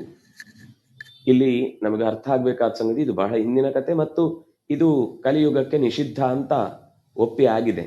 ಈ ಕಥೆಯನ್ನು ಈಗ ಯಾಕೆ ಹೇಳಬೇಕು? ಇದರಿಂದ ಮತ್ತೆ ಪ್ರವೋಕ್ ಆಗಿ ಇವತ್ತಿನವರು ಕೂಡ ಈಗ ಇಲ್ಲದೇ ಇದ್ರು ಅಂಗಡಿಯಲ್ಲಿ ಸಾಲು ಸಾಲು ಹಾಕಿ ಮಾತಾಡುವಾಗ ಇಂತಹ ಮಾತುಗಳಾಡೋರಿಗೆ ಯಾರಿಗೂ ಜೀವ ಇರಲ್ಲ. ಯಾವ ಪೆಟಾದವರು ಬಂದಿರಲ್ಲ, ಯಾವ ಜಗತ್ತಿನ ಪ್ರಾಣಿದಯ ಸಂಘದವರು ಇರಲ್ಲ. ಆದರೆ ಎಲ್ಲೋ ಒಂದು ಕಡೆ ಎತ್ತುಗಳನ್ನ ಉಳ್ಳಿಕ್ಕೆ ಕರ್ಕೊಂಡು ಹೋಗ್ತಾ ಇದ್ದಾರೆ ಅಂತಂದಾಗ ಇವರಿಗೆ ಜೀವ ಪ್ರೀತಿ ಹುಟ್ಟಿಬಿಡುತ್ತೆ. ಸಾಕ್ಷಿ ಪ್ರಜ್ಞೆಗಳು ಎಚ್ಚರಗೊಳ್ಳುತ್ತವೆ. ನಿತ್ಯದಲ್ಲಿ ಸಾವಿರಾರು ಕೋಟಿ ಕೋಟಿ ಲೆಕ್ಕದಲ್ಲಿ ಪ್ರಾಣಿಗಳು ಬಲಿ ಬೀಳ್ತಾ ಇರ್ತವೆ. ಇವರಿಗೆ ಯಾರಿಗೂ ಏನು ನೆನಪಾಗಲ್ಲ. ಆದ್ರೆ ಇಲ್ಲಿ ಒಂದು ಮಾತು ಹೇಳುವುದಂಥದ್ದೇನು ಅಂತಂದ್ರೆ, ರಂತಿದೇವನ ಯಜ್ಞದ ಪ್ರಸಂಗದಲ್ಲಿ ಪ್ರಾಣಿಗಳೇ ಸ್ವತಃ ಸ್ವ ಇಚ್ಛೆಯಿಂದ ಯಜ್ಞ, ಇದು ನಮಗೆ ಮತ್ತೆ ಪ್ರಶ್ನೆ ಆಗೊಳ್ಳುತ್ತೆ. ಪ್ರಾಣಿಗಳು ಸ್ವ ಇಚ್ಛೆಯಿಂದ ಬರುವುದು ಅಂದ್ರೆ ಏನು? ಇನ್ನೇನು ನಮ್ಗೆ ಅರ್ಥ ಆಗ್ಲಿಕ್ಕೆ ಸ್ವಲ್ಪ ಕಾಲದಿಂದ ಹಿಂದೆ ಹೋಗ್ಬೇಕು. ಮನುಷ್ಯರ ಜೊತೆಗೆ ಪ್ರಾಣಿಗಳಿಗೆ ಒಂದು ಒಳ್ಳೆಯ ಸಂಬಂಧ ಇರ್ತಿತ್ತು. ಮತ್ತೆ ಮನುಷ್ಯ ಸ್ವಾರ್ಥಕ್ಕಾಗಿ ಇಲ್ಲ ಅಂತ ಅನ್ನೋ ನಂಬಿಕೆ ಬಂದ್ರೆ ಪ್ರಾಣಿಗಳು ಇವತ್ತಿಗೂ ಚೆನ್ನಾಗಿ ಅವನ ಜೊತೆಗೆ ಹೊಂದ್ಕೊಂಡು ಬದುಕ್ಲಿಕ್ಕೆ ಸಿದ್ಧ ಇದ್ದಾವೆ. ಆದ್ರೆ ಮನುಷ್ಯನ ಸ್ವಾರ್ಥದಿಂದಾಗಿ ಸ್ವತಃ ಅವನು ತನ್ನ ಮನೆಯ ಸುತ್ತ ಇರುವ ಗಿಡಗಳನ್ನೇ ಬಿಡಲ್ಲ. ತನಗೆ ರಸ್ತೆ ಬೇಕು ಅಂದ ತಕ್ಷಣ ಅಥವಾ ತನಗೇನೋ ಮನೆಯಲ್ಲಿ ತರಗೆಲೆ ಜಾಸ್ತಿ ಆಯ್ತು ಅಂದ ತಕ್ಷಣ ಕಡಿದು ಬಿಸಾಕ್ತಾನೆ. ಇನ್ನು ಉಳಿದ ಪ್ರಾಣಿಗಳು ಅದನ್ನು ನಂಬಿಕೊಂಡವುಗಳಿಗೆ ಇವನ ಮಧ್ಯದಲ್ಲಿ ಬದುಕಬೇಕು ಅಂದ್ರೆ ಹೇಗೆ ಮನಸ್ಸು ಬರುತ್ತೆ? ಆದ್ರೆ ಅವುಗಳು ಚೆನ್ನಾಗಿ ಮನುಷ್ಯನನ್ನ ಅಂಟಿಕೊಳ್ತವೆ. ಅಂಟಿಕೊಂಡಾಗ ಯಜ್ಞದಲ್ಲಿ ನಾವು ಭಾಗವಾಗ್ತೇವೆ ಅಂತ ಬಂದು ಕೇಳಿ ಅವುಗಳು ದೇಹವನ್ನು ಸಮರ್ಪಣೆ ಮಾಡುತ್ತವೆ. ರಂತಿದೇವನಿಗೆ ಇದರಿಂದ ದೋಷ ಬರಲಿಲ್ಲ. ನಮಗೆ ಹಿಂಸೆ ಅನ್ನೋದೇ ದೋಷಕ್ಕೆ ಕಾರಣವಾಗಿದ್ರೆ ಅವನ ಜೀವನದಲ್ಲಿ ನಾವು ಸ್ವರ್ಗದ ಸಂಪತ್ತಿನ ಸುರಿಮಳೆಯನ್ನೇ ನೋಡ್ಲಿಕ್ಕೆ ಸಾಧ್ಯ ಇರಲಿಲ್ಲ. ಆದರೆ ಸ್ವರ್ಗ ಅನ್ನೋದು ಅವನನ್ನ ಅರಸಿಕೊಂಡು ಬಂತು. ಅತುಲಾ ಕೀರ್ತಿರಭವನ್ ನೃಪಸ್ಯ ದ್ವಿಜ ಸತ್ತಮ. ತುಂಬಾ ಕೀರ್ತಿ ಬಂತು ರಂತಿದೇವನಿಗೆ. ಇವತ್ತಿಗೂ ರಾಜನ ಪಟ್ಟಿಗಳಲ್ಲಿ ನಾವು ಲೆಕ್ಕ ಹಾಕುವಾಗ ರಂತಿದೇವನನ್ನು ಮರೆತು ಮುಂದೆ ಹೋಗುವ ಹಾಗಿಲ್ಲ. ಜನರಿಗೆ ಬೇಕಾದ ಪ್ರತಿಯೊಂದು ಸಂಗತಿಯನ್ನು ಕಾಲ ಕಾಲಕ್ಕೆ ಒದಗಿಸಿದವನು. ಚಾತುರ್ಮಾಸ್ಯೇತು ಪಶವೋ ಬದ್ಯಂತ ಇತಿ ನಿತ್ಯಶಃ. ಇನ್ನು ಚಾತುರ್ಮಾಸ್ಯದ ಹಿಂದಿನ ಕಾಲದ ವ್ಯವಸ್ಥೆಯಲ್ಲಿ ಅನೇಕ ತರದ ಕಾರ್ಯಗಳನ್ನು ಮಾಡ್ತಾ ಇದ್ರು. ಅಲ್ಲಿ ಕೆಲವೊಂದು ಬಾರಿ ಹಿಂಸೆ ಅನ್ನೋದು ಅನಿವಾರ್ಯವಾಗಿದ್ರೂ ಕೂಡ ಅದು ಅವರಿಗೆ ದೋಷವಾಗಿರಲಿಲ್ಲ. ಯಾಕೆಂದ್ರೆ ಅಗ್ನಯೋ ಮಾಂಸಕಾಮಾಶ್ಚ ಇತ್ಯಪಿ ಶ್ರೂಯತೆ ಶ್ರುತಿ. ಅಗ್ನಿಗೂ ಕೂಡ ಯಜ್ಞದಲ್ಲಿ ಆಹುತಿ ಕೊಡುವಾಗ ಆ ಕಾಲದಲ್ಲಿ ಆಹಾರವಾಗಿ ಮತ್ತು ಪ್ರಸಾದವಾಗಿ ಸ್ವೀಕರಿಸುವ ಸಹಜ ಪ್ರಜ್ಞೆ ಯಾವಾಗಿತ್ತೋ ಹಿಂಸೆ ಮಾಡುವುದಲ್ಲ, ಇದು ಧರ್ಮಕರ್ಮ ಅಂತ ಶಾಸ್ತ್ರೀಯ ಪ್ರಜ್ಞೆಯ ಹಿನ್ನೆಲೆಯಲ್ಲಿ ನಡೆಸ್ತಾ ಇದ್ದಾಗ ಅದು ಅವರಿಗೆ ದೋಷ ಆಗ್ತಿರ್ಲಿಲ್ಲ. ಯಾಕೆಂದ್ರೆ ಅಲ್ಲೊಂದು ಮಾತಿದೆ, ಯಾವಾಗ ಪ್ರಾಣಿ ಬೆದರುತ್ತೋ, ಯಾವಾಗ ನನಗೆ ಇಂತಹ ವಧ್ಯಶಿಲೆಯಲ್ಲಿ ನಿಲ್ಲುವ ಅಪೇಕ್ಷೆ ಇಲ್ಲ ಅಂತ ಅನ್ಸುತ್ತೋ ಆವಾಗ ಅದನ್ನು ಕತ್ತರಿಸ್ಲಿಕ್ಕಿಲ್ಲ, ಅದನ್ನು ಬಿಟ್ಟು ಕಳಿಸ್ಬೇಕು ಅಂತಿದೆ ಯಜ್ಞದ ಭಾಗದಲ್ಲಿ. ಕಣ್ಣೀರು ಹಾಕಬಾರ್ದು, ಕಿರುಚಾಡಬಾರ್ದು, ಅದು ದೂರಕ್ಕೆ ಓಡ್ಲಿಕ್ಕೆ ಪ್ರಯತ್ನ ಮಾಡಬಾರ್ದು. ಅದೇ ಸಹಜವಾಗಿ ಆ ವಧ್ಯಶಿಲೆಯಲ್ಲಿ ಬಂದು ನಿಲ್ಲುತ್ತೆ. ಅಂತ ಸಂದರ್ಭದಲ್ಲಿ ಅದಕ್ಕೆ ಸಂಜ್ಞಾಪನ ಮಂತ್ರವೂ ಇದೆ. ಅದರ ದೇಹದಲ್ಲಿ ಕತ್ತರಿಸುವ ಹೊತ್ತಿಗೆ ಅದಕ್ಕೆ ಯಾವ ನೋವು ಆಗದಂತೆ ಅನಸ್ತೇಷಿಯಾ ಕೊಡುವ ವ್ಯವಸ್ಥೆಯನ್ನು ಕೂಡ ಅದೇ ಒಪ್ಪಿಕೊಂಡು ಬಂದಾಗ ನಡೆಸುವುದಕ್ಕೆ ಈ ಮಂತ್ರದಿಂದಲೇ ಆ ಬಲ ಇದೆ. ಅಂದ್ರೆ ಇದೆಲ್ಲ ತಂತ್ರ ನಡೆಸುವವನಿಗೆ, ಯಜಮಾನನಿಗೆ ಎಲ್ಲವೂ ಪ್ರಾಣಿಯ ಮನಸ್ಸು, ತನ್ನ ಸಾಮರ್ಥ್ಯ, ಸ್ವರ್ಗಕ್ಕೆ ಕಳುಹಿಸುವ ದೂರದೃಷ್ಟಿ ಮತ್ತು ಅದು ಹೋಯಿತು ಅಂತನ್ನುವ ವಿಚಾರವನ್ನು ತಿಳಿಯುವ ಮಾನಸಿಕ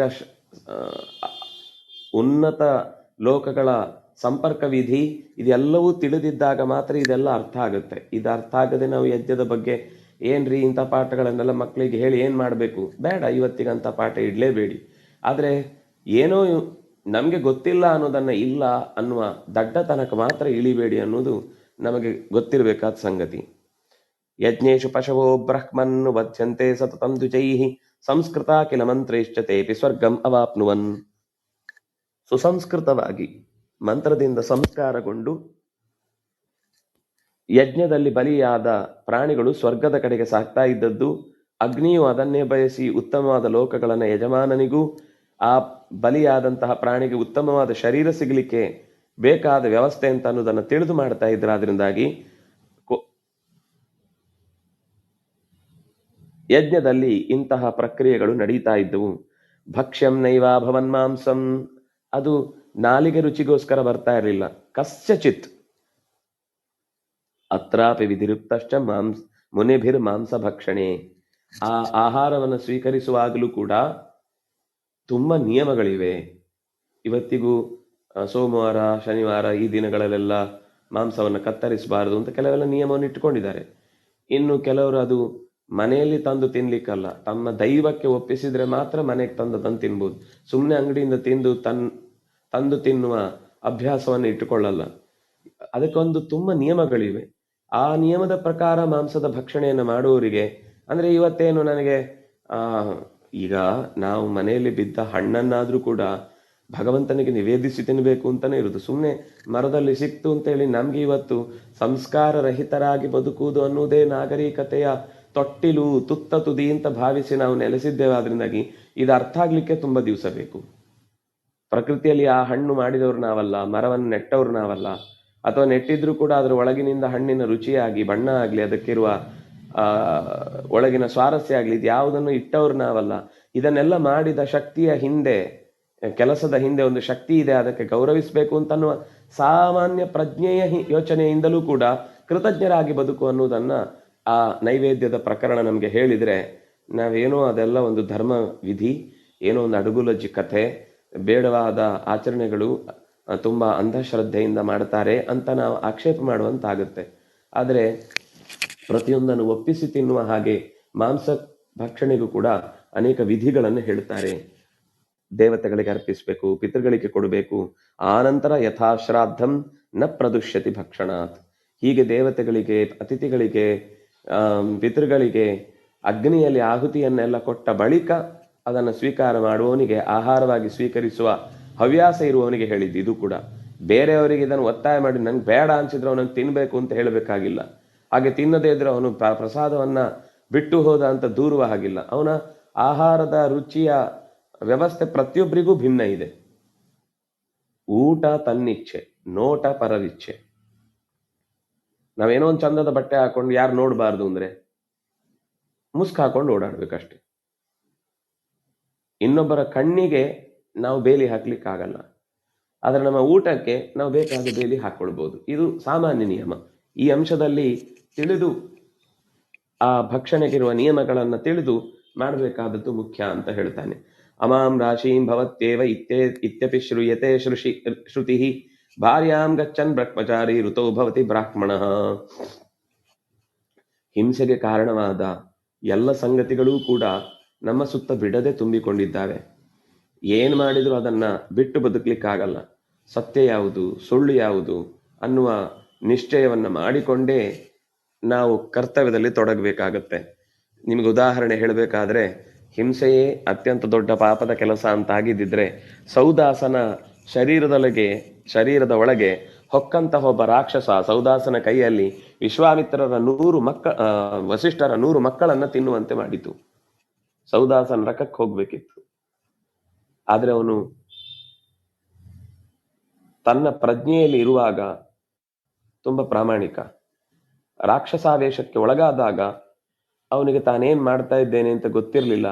ಅಸಹಾಯಕತೆಯಿಂದ ಮಾಡಿದ ಕೊಲೆ ಅದು ಅವನಿಗೆ ಶಿಕ್ಷೆಯನ್ನು ಕೊಡ್ಲಿಲ್ಲ. ಅವನು ಮಾಡಿದ ಹಿಂಸೆನೆ. ಆದ್ರೆ ಆ ಹಿಂಸೆಯ ಫಲವನ್ನು ಉಂಡದ್ದು ರಾಕ್ಷಸ ಹೊರತು ಈ ಸೌದಾಸ ಅಲ್ಲ. ಹಾಗಾಗಿ ನಮ್ಮಿಂದಲೂ ಕೆಲವು ಅನರ್ಥಗಳಾದಾಗ, ಅನಿವಾರ್ಯವಾಗಿ ಮಾಡಲೇಬೇಕಾದ ಪ್ರಸಂಗ ಬಂದಾಗ ಇದನ್ನು ಮಾಡಿಸಿದ ವಿಧಿಗೆ ನಾವು ಶರಣಾಗಿ ಕೆಲಸವನ್ನು ಮಾಡಿದರೆ ನಾವು ಅದರ ದೋಷದಿಂದ ಮುಕ್ತರಾಗ್ತೇವೆ. ಅಲ್ಲಿ ರಾಕ್ಷಸ ಮಾಡಿಸಿದ್ದಾದಾಗ ಅದರ ಫಲ ಅವನುಂಡ. ಕರ್ಮಕ್ಕನುಗುಣವಾಗಿ ಮಾಡುವುದಾದ್ರಿಂದಾಗಿ ನಮ್ಮ ಕರ್ಮದ ಫಲ ಉಂಡು ಮುಕ್ತಾಯ ಆಯಿತು ಅನ್ನುವ ಕಾರಣಕ್ಕಾಗಿ ನಾವು ಬಿಡುಗಡೆ ಹೊಂದುತ್ತೇವೆ. ಮತ್ತೆ ಈಗ ಮಾಡಿದ ಕರ್ಮ ಅದು ಹಿಂದಿನ ಕರ್ಮದ ಫಲವಾಗಿ ಮಾಡ್ತಾ ಇದ್ದೇವೆ ಅಂತ ಎಚ್ಚರಿದ್ದು ಅವನಿಗೆ, ಭಗವಂತನಿಗೆ ಅರ್ಪಿಸಿದ್ರೆ, ವಿಧಿಗೆ ಶರಣಾಗಿ ಬಿಟ್ರೆ ಹೊಸ ಕರ್ಮ ಹುಟ್ಟುವುದಿಲ್ಲ. ಮಾನುಷ ಭಕ್ಷಿತಾ ದ್ವಿಜಃ ಶಾಪಾಭಿಭೂತೇನ ಭೃಶಂ ಅತ್ರ ಕಿಂ ಪ್ರತಿಭಾತಿ. ನನಗೆ ಈ ಕಥೆಯನ್ನ ಕೇಳಿದಾಗ ಹಿಂಸೆಯ ಎಲ್ಲ ಮುಖಗಳು ಇಲ್ಲಿ ಇದೆ, ಆದ್ರೆ ಅವನಿಗೆ ಸದ್ಗತಿ ಆಯಿತು ಅಂತ ಕೇಳ್ತೇವೆ. ತುಂಬಾ ಒಳ್ಳೆ ಮಾತನ್ನ ಮುಂದೆ ಹೇಳ್ತಾನೆ. ಸ್ವಧರ್ಮ ಇತಿ ಕೃತ್ವಾತು ನ ತ್ಯಜಾಮಿ ದ್ವಿಜೋತ್ತಮ ಪುರಾಕೃತಮಿತಿ ಜ್ಞಾತ್ವಾ ಜೀವಾಮ್ಯೇ ತೇನ ಕರ್ಮಣ. ನನಗೆ ಇದು ಸ್ವಧರ್ಮ. ಈಗ ಅಂದ್ರೆ ಇದು ವೃತ್ತಿ ಧರ್ಮವನ್ನು ನಾನು ಹೇಳ್ತಾ ಇದ್ದೇನೆ. ಎಲ್ಲರಿಗೂ ವೃತ್ತಿ ಧರ್ಮ ಒಂದೇ ಆಗ್ಬೇಕು ಅಂತ ನಿಯಮ ಇಲ್ಲ. ಅವನು ನಾನು ವೃತ್ತಿ ಧರ್ಮ ಅಂದ್ರೆ ತನ್ನ ತಂದೆಯಿಂದ ಬಂದ ಧರ್ಮವೇ ವೃತ್ತಿ ಧರ್ಮ ಆಗ್ಬೇಕಾಗಿಲ್ಲ. ಅದನ್ನ ತೀರಾ ಶಾಸ್ತ್ರವು ವಿರೋಧ ಮಾಡುತ್ತೆ. ಆದ್ರೆ ಅವನಿಗೆ ಒಂದು ಎಲ್ಲಿ ಹೋದ್ರು ಕೊನೆಗೆ ಅಂಥದ್ದೇ ಒಂದು ಕೆಲಸ ಒದಗಿ ಬರುತ್ತೆ. ಅವನ್ನ 10 ಪ್ರಯತ್ನ ಮಾಡ್ತಾನೆ. 10 ಪ್ರಯತ್ನ ಮಾಡಿದ ಮೇಲೂ ಅವನಿಗೆ ಸಿಗುವ ಕೆಲಸ ಯಾವುದೋ ಒಂದು. ಅವನಿಗೆ ಏನೋ ಇಂಜಿನಿಯರಿಂಗ್ ಅಲ್ಲಿ ಆಸಕ್ತಿ ಇರುತ್ತೆ. ಆಸಕ್ತಿ ಅಂದ್ರೆ ಅದು ದುಡ್ಡು ಬರುತ್ತೆ ಅಂತ. ಆದ್ರೆ ಅವನಿಗೆ ಕೊನೆಗೆ ಅಕೌಂಟೆಂಟ್ ಆಗಿ ಕೆಲಸ ಮಾಡೋ ಪ್ರಸಂಗ ಬರುತ್ತೆ. ಎಷ್ಟೋ ಜನರ ಇಡೀ ಬದುಕಿನ ಲೆಕ್ಕಾಚಾರ ಅವ್ರ ಕೈಯಲ್ಲಿ ಇರುತ್ತೆ. ಆದ್ರೆ ಅದು ಮಾಡ್ಲಿಕ್ಕೆ ಆಗ್ಲಿಲ್ಲ ಅಂತ ಅನ್ನುವ ಬೇಜಾರಿನಿಂದ ಇದಕ್ಕೂ ನ್ಯಾಯ ಸಲ್ಲಿಸದೆ ಬದುಕ್ತಾ ಇರ್ತಾನೆ. ಇದು ತಪ್ಪು ಅಂತ ಹೇಳಿದ್ದು. ನನಗೆ ಇದು ಪೂರ್ಣ ಪ್ರಮಾಣದಲ್ಲಿ ಸಮ್ಮತವಾದ ಸಂಗತಿ ಅಲ್ಲದೆ ಹೋದ್ರೂ ಕೂಡ ಸ್ವಧರ್ಮ ಇತಿ ಕೃತ್ವ, ನನ್ಗೆ ಇದು ಒದಗಿದ ಕರ್ಮ ಅಂತ ಮಾಡ್ತಾ ನತ್ಯಜಾಮಿ, ನಾನು ಇದನ್ನು ಬಿಟ್ಟು ಹೋಗ್ತಾ ಇಲ್ಲ. ಏನು ಒದಗಿತೋ ಅದು ದೇವರೇ ಕೊಟ್ಟದ್ದು. ಇದನ್ನ ನಾನು ಬೇಡ ಅಂತ ಹೇಳಿಕ್ ನಾನು ರೈಟ್ಸೇ ಇಲ್ಲ. ಇದು ಪುರಾಕೃತಂ, ಇದು ನಾನು ಹಿಂದೆ ಮಾಡಿದ ಕರ್ಮಕ್ಕೆ ಅನುಗುಣವಾಗಿ ಬಂದ ಕಾರ್ಯ ಆದ್ರಿಂದಾಗಿ ನಾನು ಈ ಕೆಲಸವನ್ನು ಮಾಡ್ಕೊಂಡು ಹೋಗ್ತಾ ಇದ್ದೇನೆ. ಪುರಾಕೃತ ಮಿತಿ ಕರ್ಮ ನತ್ಯಜಾಮಿ ಜೀವಾಮ್ಯೇತೇನ ಕರ್ಮಣ. ಈ ಕರ್ಮದಿಂದ ನನ್ನ ಹೊಟ್ಟೆಯೂ ಹೊರಿಲಿಕ್ಕಾಗ್ತಾ ಇದೆ. ಈ ಏತೇನ ಕರ್ಮಣ, ಈ ಕರ್ಮದಿಂದ ನಾನು ನನ್ನ ಹಿಂದಿನ ದೋಷಯುಕ್ತವಾದ ಕರ್ಮವನ್ನು ಕಳ್ಕೊಳ್ತಾ ಇದ್ದೇನೆ. ಸ್ವಕರ್ಮ ತ್ಯಜತೋ ಬ್ರಹ್ಮನ್ ಅಧರ್ಮ ಇಹ ದೃಶ್ಯತೆ. ಒಂದು ಸತ್ಯ ಹೇಳಬೇಕಾದದ್ದೇನು ಅಂದ್ರೆ, ಯಾರು ಸ್ವಕರ್ಮವನ್ನ ತ್ಯಾಗ ಮಾಡುತ್ತಾನೋ ಅವನು ಧರ್ಮವನ್ನೇ ತ್ಯಾಗ ಮಾಡಿದ ಹಾಗೆ. ಅದು ಅಧರ್ಮವೇ ಆಗಿಬಿಡುತ್ತೆ. ಸ್ವಕರ್ಮ ನಿರತೋ ಯಸ್ತು ಧರ್ಮಸ್ಥ ಇತಿ ನಿಶ್ಚಯ. ಯಾರು ಸ್ವಕರ್ಮದಲ್ಲಿ, ತನಗೆ ಒದಗಿದ ಕರ್ಮದಲ್ಲಿ ನಿರಂತರ ತೊಡಗಿ ಮುಂದುವರಿತಾ ಇರ್ತಾನೋ ಅವನು ಕಲ್ತದ್ದೇನೋ ಬೇರೆ, ಆದ್ರೆ ತಂದೆಯ ಯಾವುದೋ ವ್ಯವಹಾರವನ್ನು ಮುನ್ನಡೆಸಬೇಕಾಗುತ್ತೆ. ಅಥವಾ ಅವನು ವ್ಯವಹಾರದಲ್ಲಿ ಭಾರಿ ಆಸಕ್ತಿ ಇರುತ್ತೆ, ತನ್ನ ತಂದೆ ಮಾಡಿದ್ದನ್ನೇ ಮುಂದುವರಿಸ್ಬೇಕು ಅಂತ. ಆದ್ರೆ ಕಾರ್ಯವಶಾತ್ ಇನ್ನೇನೋ ಒಂದು ಕೆಲಸ ಅವನಿಗೆ ಸಿಕ್ಕಿಬಿಡುತ್ತೆ. ಆಗ ಏನು ಕೆಲಸ ನಾವು ಎಷ್ಟು ಪ್ರಯತ್ನ ಪಟ್ಟರೂ ಸುತ್ತಿ ಬಳಸಿ ಅದೇ ಬಂದು ನಿಲ್ಲುತ್ತೋ ಆವಾಗ ಅದೇ ಕೆಲಸಕ್ಕೆ ನಮ್ಮನ್ನು ಪೂರ್ಣವಾಗಿ ಕೊಟ್ಟುಕೊಳ್ಳುವುದೇ ಧರ್ಮ ಅಂತ ಅನ್ನಿಸಿಕೊಳ್ಳುತ್ತೆ. ಯಾಕೆಂದ್ರೆ ಪೂರ್ವಂ ಹಿ ವಿಹಿತಂ ಕರ್ಮ ದೇಹಿನಂ ನ ವಿಮಂಚತಿ ಧಾತ್ರ ವಿಧಿರಯಂ ದೃಷ್ಟ ಬಹುಧಾ ಕರ್ಮ ನಿರ್ಣಯ. ಈ ಕರ್ಮ ಏನು, ನಮಗೆ ಸಂಬಂಧಪಟ್ಟ ಧರ್ಮ ಏನು ಅಂತ ನಾವು ಎಷ್ಟು ಪ್ರಯತ್ನ ಪಟ್ಟರೂ ಕೆಲವೊಮ್ಮೆ ನಿರ್ಣಯ ಮಾಡ್ಲಿಕ್ಕೆ ಆಗುದಿಲ್ಲ. ಏನ್ ಬಂತೋ ಅದು ನಮ್ಮ ಕರ್ಮದ್ದೇ ಫಲ. ಅದನ್ನ ಯಥಾವತ್ತಾಗಿ ಒಪ್ಪಿಕೊಂಡು ತಿಳಿದು ಅದರಲ್ಲೇ, ಯಾಕೆಂದ್ರೆ ಪೂರ್ವಂ ಹಿ ವಿಹಿತಂ ಕರ್ಮ, ಮೊದಲೇ ಕರ್ಮ ನಿಶ್ಚಯ ಆಗಿದೆ. ಅದು ದೇಹಿಯಾದಂತಹ ಒಬ್ಬ ವ್ಯಕ್ತಿಯನ್ನ ಸಾಧನೆಯ ದಾರಿಯಲ್ಲಿ ಅವನನ್ನು ಬಿಟ್ಟು ಮುಂದೆ ಹೋಗ್ಲಿಕ್ಕೆ ಸಾಧ್ಯವೇ ಇಲ್ಲ. ಧಾತ್ರಾ ವಿಧಿರಯಂ ದೃಷ್ಟ, ಈ ವಿಧಿಯನ್ನ, ಈ ನಿಯಮವನ್ನ, ನಮ್ಮ ಕರ್ಮವನ್ನ ನಮ್ಮ ಜೊತೆಗೆ ಜೋಡಿಸುವ ಶಕ್ತಿ ತಿಳಿದಿದೆ, ಅದಕ್ಕಾಗಿ ಅದು ಜೋಡಿಸಿದೆ. ಹಾಗಾಗಿ ಇದರ ಹಿಂದೆ ಒಂದು ಕರ್ಮ, ಮತ್ತೊಂದು ಕರ್ಮ, ಅದಕ್ಕೊಂದು ಪೋಷಿಸಿದ ಕರ್ಮ, ಅದರ ಫಲವಾದ ಮತ್ತಷ್ಟು ಧರ್ಮ, ಇದೆಲ್ಲವನ್ನೂ ಕೂಡ ತೀರ್ಮಾನ ಮಾಡ್ಲಿಕ್ಕೆ ನಮ್ಮ ಹತ್ರ ಸಾಧ್ಯ ಇಲ್ಲ. ಬಹುಧಾ ಕರ್ಮ ನಿರ್ಣಯೇ ದೃಷ್ಟ. ಇಲ್ಲಿ ವಿಧಿ ಇದೆ, ಅದನ್ನು ನಿಯಮಿಸುವವನಿದ್ದಾನೆ. ಕರ್ಮವನ್ನ ಅರ್ಥ ಮಾಡಿಕೊಂಡು ಕಾಲಕ್ಕೆ ತಕ್ಕಂತೆ, ಯೋಗ್ಯತೆಗೆ ತಕ್ಕಂತೆ, ಕಾಲ ಅಂದ್ರೆ ಎಷ್ಟು ಗೊತ್ತಾ, ಅವನು ಹೋದ ಜನ್ಮದಲ್ಲಿ ಯಾವುದೋ ಒಂದು ಕರ್ಮವನ್ನ ಮಾಡಿದ್ದು ಬಾಲ್ಯದಲ್ಲಾಗಿದ್ರೆ ಅದು ಇಲ್ಲಿಯೂ ಬಾಲ್ಯದಲ್ಲೇ ಫಲಿಸುತ್ತೆ. ಅವನು ಮುದಿತನದಲ್ಲಿ ಮಾಡಿದ್ದಾಗಿದ್ರೆ ಅನರ್ಥ, ಅದು ಮುದಿತನದಲ್ಲಿ ಅವನನ್ನ ಆಕ್ರಮಿಸಿಕೊಳ್ಳುತ್ತೆ. ಹೀಗೆ ಕಾಲ, ಯೋಗ್ಯತೆ, ಅರ್ಹತೆ, ಜೀವ ಸ್ವಭಾವ, ಹೊರಗಿನ ಪ್ರಭಾವ, ಇದೆಲ್ಲವನ್ನು ಜೊತೆಗಿಟ್ಟುಕೊಂಡೇ ಆತನ ಕರ್ಮ ನಿರ್ಣಯವಾಗುತ್ತೆ. ದ್ರಷ್ಟವ್ಯಾತು ಭವೇತ್ ಪ್ರಜ್ಞಾ ಕ್ರೂರೇ ಕರ್ಮಣಿ ವರ್ತತ ಕಥಂ ಕರ್ಮ ಶುಭಂ ಕುರ್ಯಾಂ ಕಥಂ ಮುಚ್ಚೇ ಪರಾಭವ.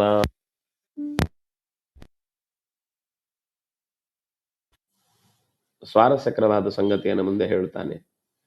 ಏನು ಅಂದ್ರೆ,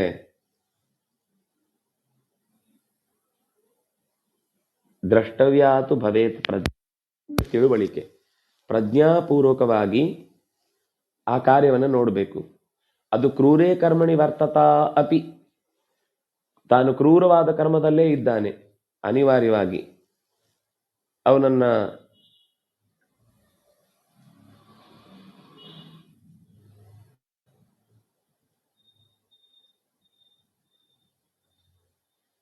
ಕ್ರೂರವಾದ ಕರ್ಮದಲ್ಲೇ ಅವನು ಅನಿವಾರ್ಯವಾಗಿ ಇದ್ದಾನೆ.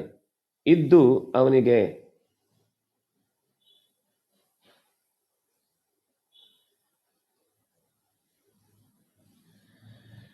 ಅದನ್ನು ಬಿಡ್ಲಿಕ್ಕಾಗದೇ ಇದ್ದಾಗ ಕಥಂ ಶುಭಂ ಕುರ್ಯಾಂ, ನನಗೆ ಈ ಒದಗಿದ ಅನಿವಾರ್ಯವಾದ ಕ್ರೂರ ಕರ್ಮದಲ್ಲೂ ಎಷ್ಟು ಶುಭವಾದ ಕೆಲಸ ಮಾಡಬಹುದು ನಾನು. ಯಾವುದೋ ಒಂದು ವಸ್ತು ಮಾರಾಟ ಮಾಡ್ತಿರ್ತಾನೆ, ಅದು ಅವನ ನಿಯಂತ್ರಣದಲ್ಲಿ ಇಲ್ಲ. ಅವನ ಹಿರಿಯರು ಏನು ಅಂದ್ರೆ, ಅವನ ಪ್ರೊಪರೇಟರ್ ಏನಿದ್ದಾರೋ ಅದನ್ನ ಮಾರಿ ಬಾ ಅಂತ ಹೇಳ್ತಿರ್ತಾರೆ. ಹಾಲು ಮಾರೋನು ಅಂತ ಇಟ್ಕೊಳ್ಳಿ, ನೀರು ಹಾಕಿ ಬೆರೆಸಿಕೊಟ್ಟಿರ್ತಾರೆ, ಇನ್ನೇನೋ ಮಾಡಿರ್ತಾರೆ, ಹಾಲೇ ಆಗಿರುವುದಿಲ್ಲ. ಸದ್ಯಕ್ಕೆ ಈಗ ಅದೇ ಕೆಲಸ ಬಿಟ್ಟರೆ ಬೇರೆ ಕೆಲಸ ಗೊತ್ತಿಲ್ಲ. ಈಗ ಮನೆಯಲ್ಲಿರುವ ತಾಯಿ ತಂದೆಯನ್ನು ನೋಡ್ಕೊಳ್ಳಿಕ್ಕೆ ಈ ಕೆಲಸವೇ ಗತಿ, ಇನ್ನು ಬೇರೆ ದಾರಿ ಇಲ್ಲ. ಯಾವ ಕೆಲಸದಲ್ಲಿ ನೋಡಿದ್ರು ದೋಷ ಇಲ್ಲದೆ ಏನಿರುತ್ತೆ ಹೇಳಿ? ಖಂಡಿತ ಸಮಸ್ಯೆಗಳ ಕೂಪವೇ ಆಗಿರುತ್ತೆ. ಅದು ಅಧ್ಯಾಪಕರಾದರೆ ಕೆಟ್ಟ ಪಾಠ ಮಾಡಬೇಕು, ಒಳ್ಳೆಯ ಲೆಕ್ಕಾಚಾರದವನು ಅಂತಾದರೆ ಗಣಿತವನ್ನು ಮಾಡಿ ಆಡಿಟ್ ಮಾಡೋನಾದರೆ ಸುಳ್ಳು ಸುಳ್ಳು ಲೆಕ್ಕ ಆ ಯಜಮಾನನಿಗೆ ಬೇಕಾದ ಹಾಗೆ ಕೊಡಬೇಕು ಅಂತಾನೆ ಅವನು ಹಠ ಮಾಡ್ತಾನೆ. ಬಿಡ್ಬೋದು, ನ್ಯಾಯ ಪರವಾಗಿ ವಾದ ಮಾಡಬೇಕು ಅಂತ ನಿಂತಾಗ ಯಾರೋ ಒಬ್ಬ ಸುಳ್ಳು ಹೇಳಲೇಬೇಕಲ್ವ. ಅವನಿಗೆ ನನ್ನ ಕ್ಲೈಂಟಿಗೆ ನಾನು ನ್ಯಾಯ ಒದಗಿಸ್ಬೇಕು, ಅವನ ಪರವಾಗಿ ಗೆಲ್ಲಿಸ್ಬೇಕು ಅಂತ ಅಷ್ಟೇ ಯೋಚನೆ ಮಾಡ್ತಾ ಇರ್ತಾನೆ. ಯಾಕೆಂದ್ರೆ ಅವನ ಕಡೆಯಿಂದ ಒಂದಿಷ್ಟು ನ್ಯಾಯಯುತವಾದ ಮಾತುಗಳನ್ನು ಅವನು ಹೇಳ್ತಿರ್ತಾನೆ. ನಮ್ಗೆ ಗೊತ್ತಿಲ್ಲ ಈಗ ನ್ಯಾಯ ಯಾವುದು ಅನ್ಯಾಯ ಯಾವುದು ಅಂತ. ಅವನು ಹೇಳಿದಷ್ಟು ವಿಷಯಗಳನ್ನು ಯೋಚಿಸಿ ನಾನು ನ್ಯಾಯ ಕೊಡ್ತಾ ಇರ್ತೇನೆ. ನಾನೊಬ್ಬ ವೈದ್ಯನಾದ್ರೆ ಒತ್ತಾಯಪೂರ್ವಕವಾಗಿ ಇಂಥದ್ದೇ ಮದ್ದು ಕೊಡಬೇಕು ಅಂತ ಆಸ್ಪತ್ರೆಯಿಂದ ಜೋರು ಮಾಡ್ತಿರ್ತಾರೆ. ನಾನು ಅದು ಬಿಟ್ಟರೆ ಬೇರೆ ಕೆಲಸ ಗೊತ್ತಿಲ್ಲ, ಆ ಕೆಲಸದಲ್ಲಿ ನನಗೆ ಸ್ವಾತಂತ್ರ್ಯ ಇಲ್ಲ. ಇದನ್ನ ಅನಿವಾರ್ಯವಾಗಿ ಮಾಡ್ತಾ ಇದ್ದು ಇದನ್ನ ಸರಿಪಡಿಸಿಕೊಳ್ಳಿಕ್ಕೆ ಏನಾದ್ರೂ ದಾರಿ ಕಾಣಿತೋ ಬಿಟ್ಬಿಡು. ಅಂದ್ರೆ ಬೇರೆ ಒಂದು ಸರಿಯಾದ ಎದುರುಗಡೆ ಇರಬೇಕು. ಏನೂ ಇಲ್ಲದೆ ದುರಹಂಕಾರದಿಂದ ಬಿಟ್ಟು, ಅಥವಾ ನಾನು ತುಂಬಾ ಸರಿಯಾದನ್ನು ಮಾಡ್ತೇನೆ ಅಂತನ್ನುವ ಏನೋ ತೀವ್ರತರವಾದ ಆದರ್ಶಕ್ಕೆ ಒಳಗಾಗಿ ಕೈ ಚೆಲ್ಲಿದ್ರು ಕೂಡ ಅದು ಅವನಿಗೆ ನಾಳೆ ಕುತ್ತಾಗ್ಬಿಡುತ್ತೆ. ಇನ್ನೊಂದು ಸರ್ತಿ ನಾನು ಧರ್ಮ ಮಾಡಲೇಬಾರದು ಅಂತನ್ನುವಷ್ಟು ತೀವ್ರತರವಾದ ನೆಗೆಟಿವ್ ಫೋರ್ಸ್ ಅವನನ್ನು ಆವರಿಸಿಕೊಂಡು ಬಿಡುತ್ತೆ. ಇನ್ನಷ್ಟು ಶುಭವಾದ ಕರ್ಮವನ್ನು ಕುರಿಯಾಂ ಕಥಂ ಮುಚ್ಚೆ ಪರಾಭವಾತ್, ನಾನು ಈ ಸೋಲಿನಿಂದ ಹೇಗೆ ತಪ್ಪಿಸಿಕೊಳ್ಬಹುದು, ನಾನು ಈ ಕೆಟ್ಟ ಕರ್ಮದಿಂದ ಇನ್ನೆಷ್ಟು ಒಳ್ಳೆಯ ಕರ್ಮವನ್ನ ಇದ್ದದ್ರಲ್ಲಿ ಸರಿ ಮಾಡ್ಕೊಂಡು ಹೋಗಬಹುದು. ಹಾಲು ಸಮಯಕ್ಕೆ ಸರಿಯಾಗಿ ಕೊಡುದು, ಅಥವಾ ಒಳ್ಳೆಯ ಹಾಲನ್ನೇ ಸರಬರಾಜು ಮಾಡುವಂತಹ ವ್ಯವಸ್ಥೆಗೆ ನಮ್ಮನ್ನು ನಾವು ಒಗ್ಗಿಸಿಕೊಳ್ಳುವುದು, ಹಾಲನ್ನು ಬೈಯದೆ ಮನೆಯಲ್ಲಿ ನಾವೇ ಏನಾದರೂ ಒಂದು ಬೇರೆ ಮಾರ್ಗವನ್ನು ಕಂಡು ಹಿಡಿಯುವುದು. ಬೈಕೊಳ್ಳೋದ್ರಿಂದ ಏನೂ ಸಿದ್ಧ ಆಗಲ್ಲ. ಆಗುದಿದ್ರೆ ಪರಿಹಾರ ಮಾಡ್ಕೊಳ್ಳಿ ಪ್ರಯತ್ನ ಮಾಡಬೇಕು. ಬಸ್ಸಿನಲ್ಲಿ ಹೋಗುವಾಗ ನಾವು ದುಡ್ಡು ಕೊಟ್ಟು ಟಿಕೆಟ್ ತಗೊಳ್ಳುವಾಗ ಅವನು 5 ರೂಪಾಯಿ ತಗೊಳ್ತಾನೆ, ಅದರಿಂದ ಟಿಕೆಟ್ ಕೊಡಲ್ಲ ಅಂತ ಅನ್ನುವ ದಾಕ್ಷಿಣ್ಯಕ್ಕೆ ಬೀಳಬಾರದು. ಏನಾಗುತ್ತಾ 10 ರೂಪಾಯಿ ಸರಿ, 10 ರೂಪಾಯಿ ಕೊಡೋಣ, ನಾನು ಟಿಕೆಟ್ ತಗೊಂಡೇ ಹೋಗೋಣ. ಅವನಿಗೆ ನಾನು ಒಂದು ನಾಳೆ ಈಗ ಅವನು ಮಾಡಿದ ಒಂದು ಸಣ್ಣ ಭ್ರಷ್ಟಾಚಾರ ನಾಳೆ ಅವನಲ್ಲಿ ಒಂದು ದೊಡ್ಡ ಭ್ರಷ್ಟಾಚಾರಕ್ಕೆ ಯಾಕೆ ಕಾರಣ ಆಗ್ಬಾರ್ದು? ಏನ್ ಬೇಕಾದ್ರೂ ಆಗ್ಬೋದು. ಯಾವ ದಿವಸದ ಘಟನೆಯೂ ಒಬ್ಬನನ್ನ ನಮ್ಮಿಂದಾಗಿ ಕೆಟ್ಟ ಹೆಜ್ಜೆ ಇಡುವುದಕ್ಕೆ ಕಾರಣವಾಗಬಹುದು.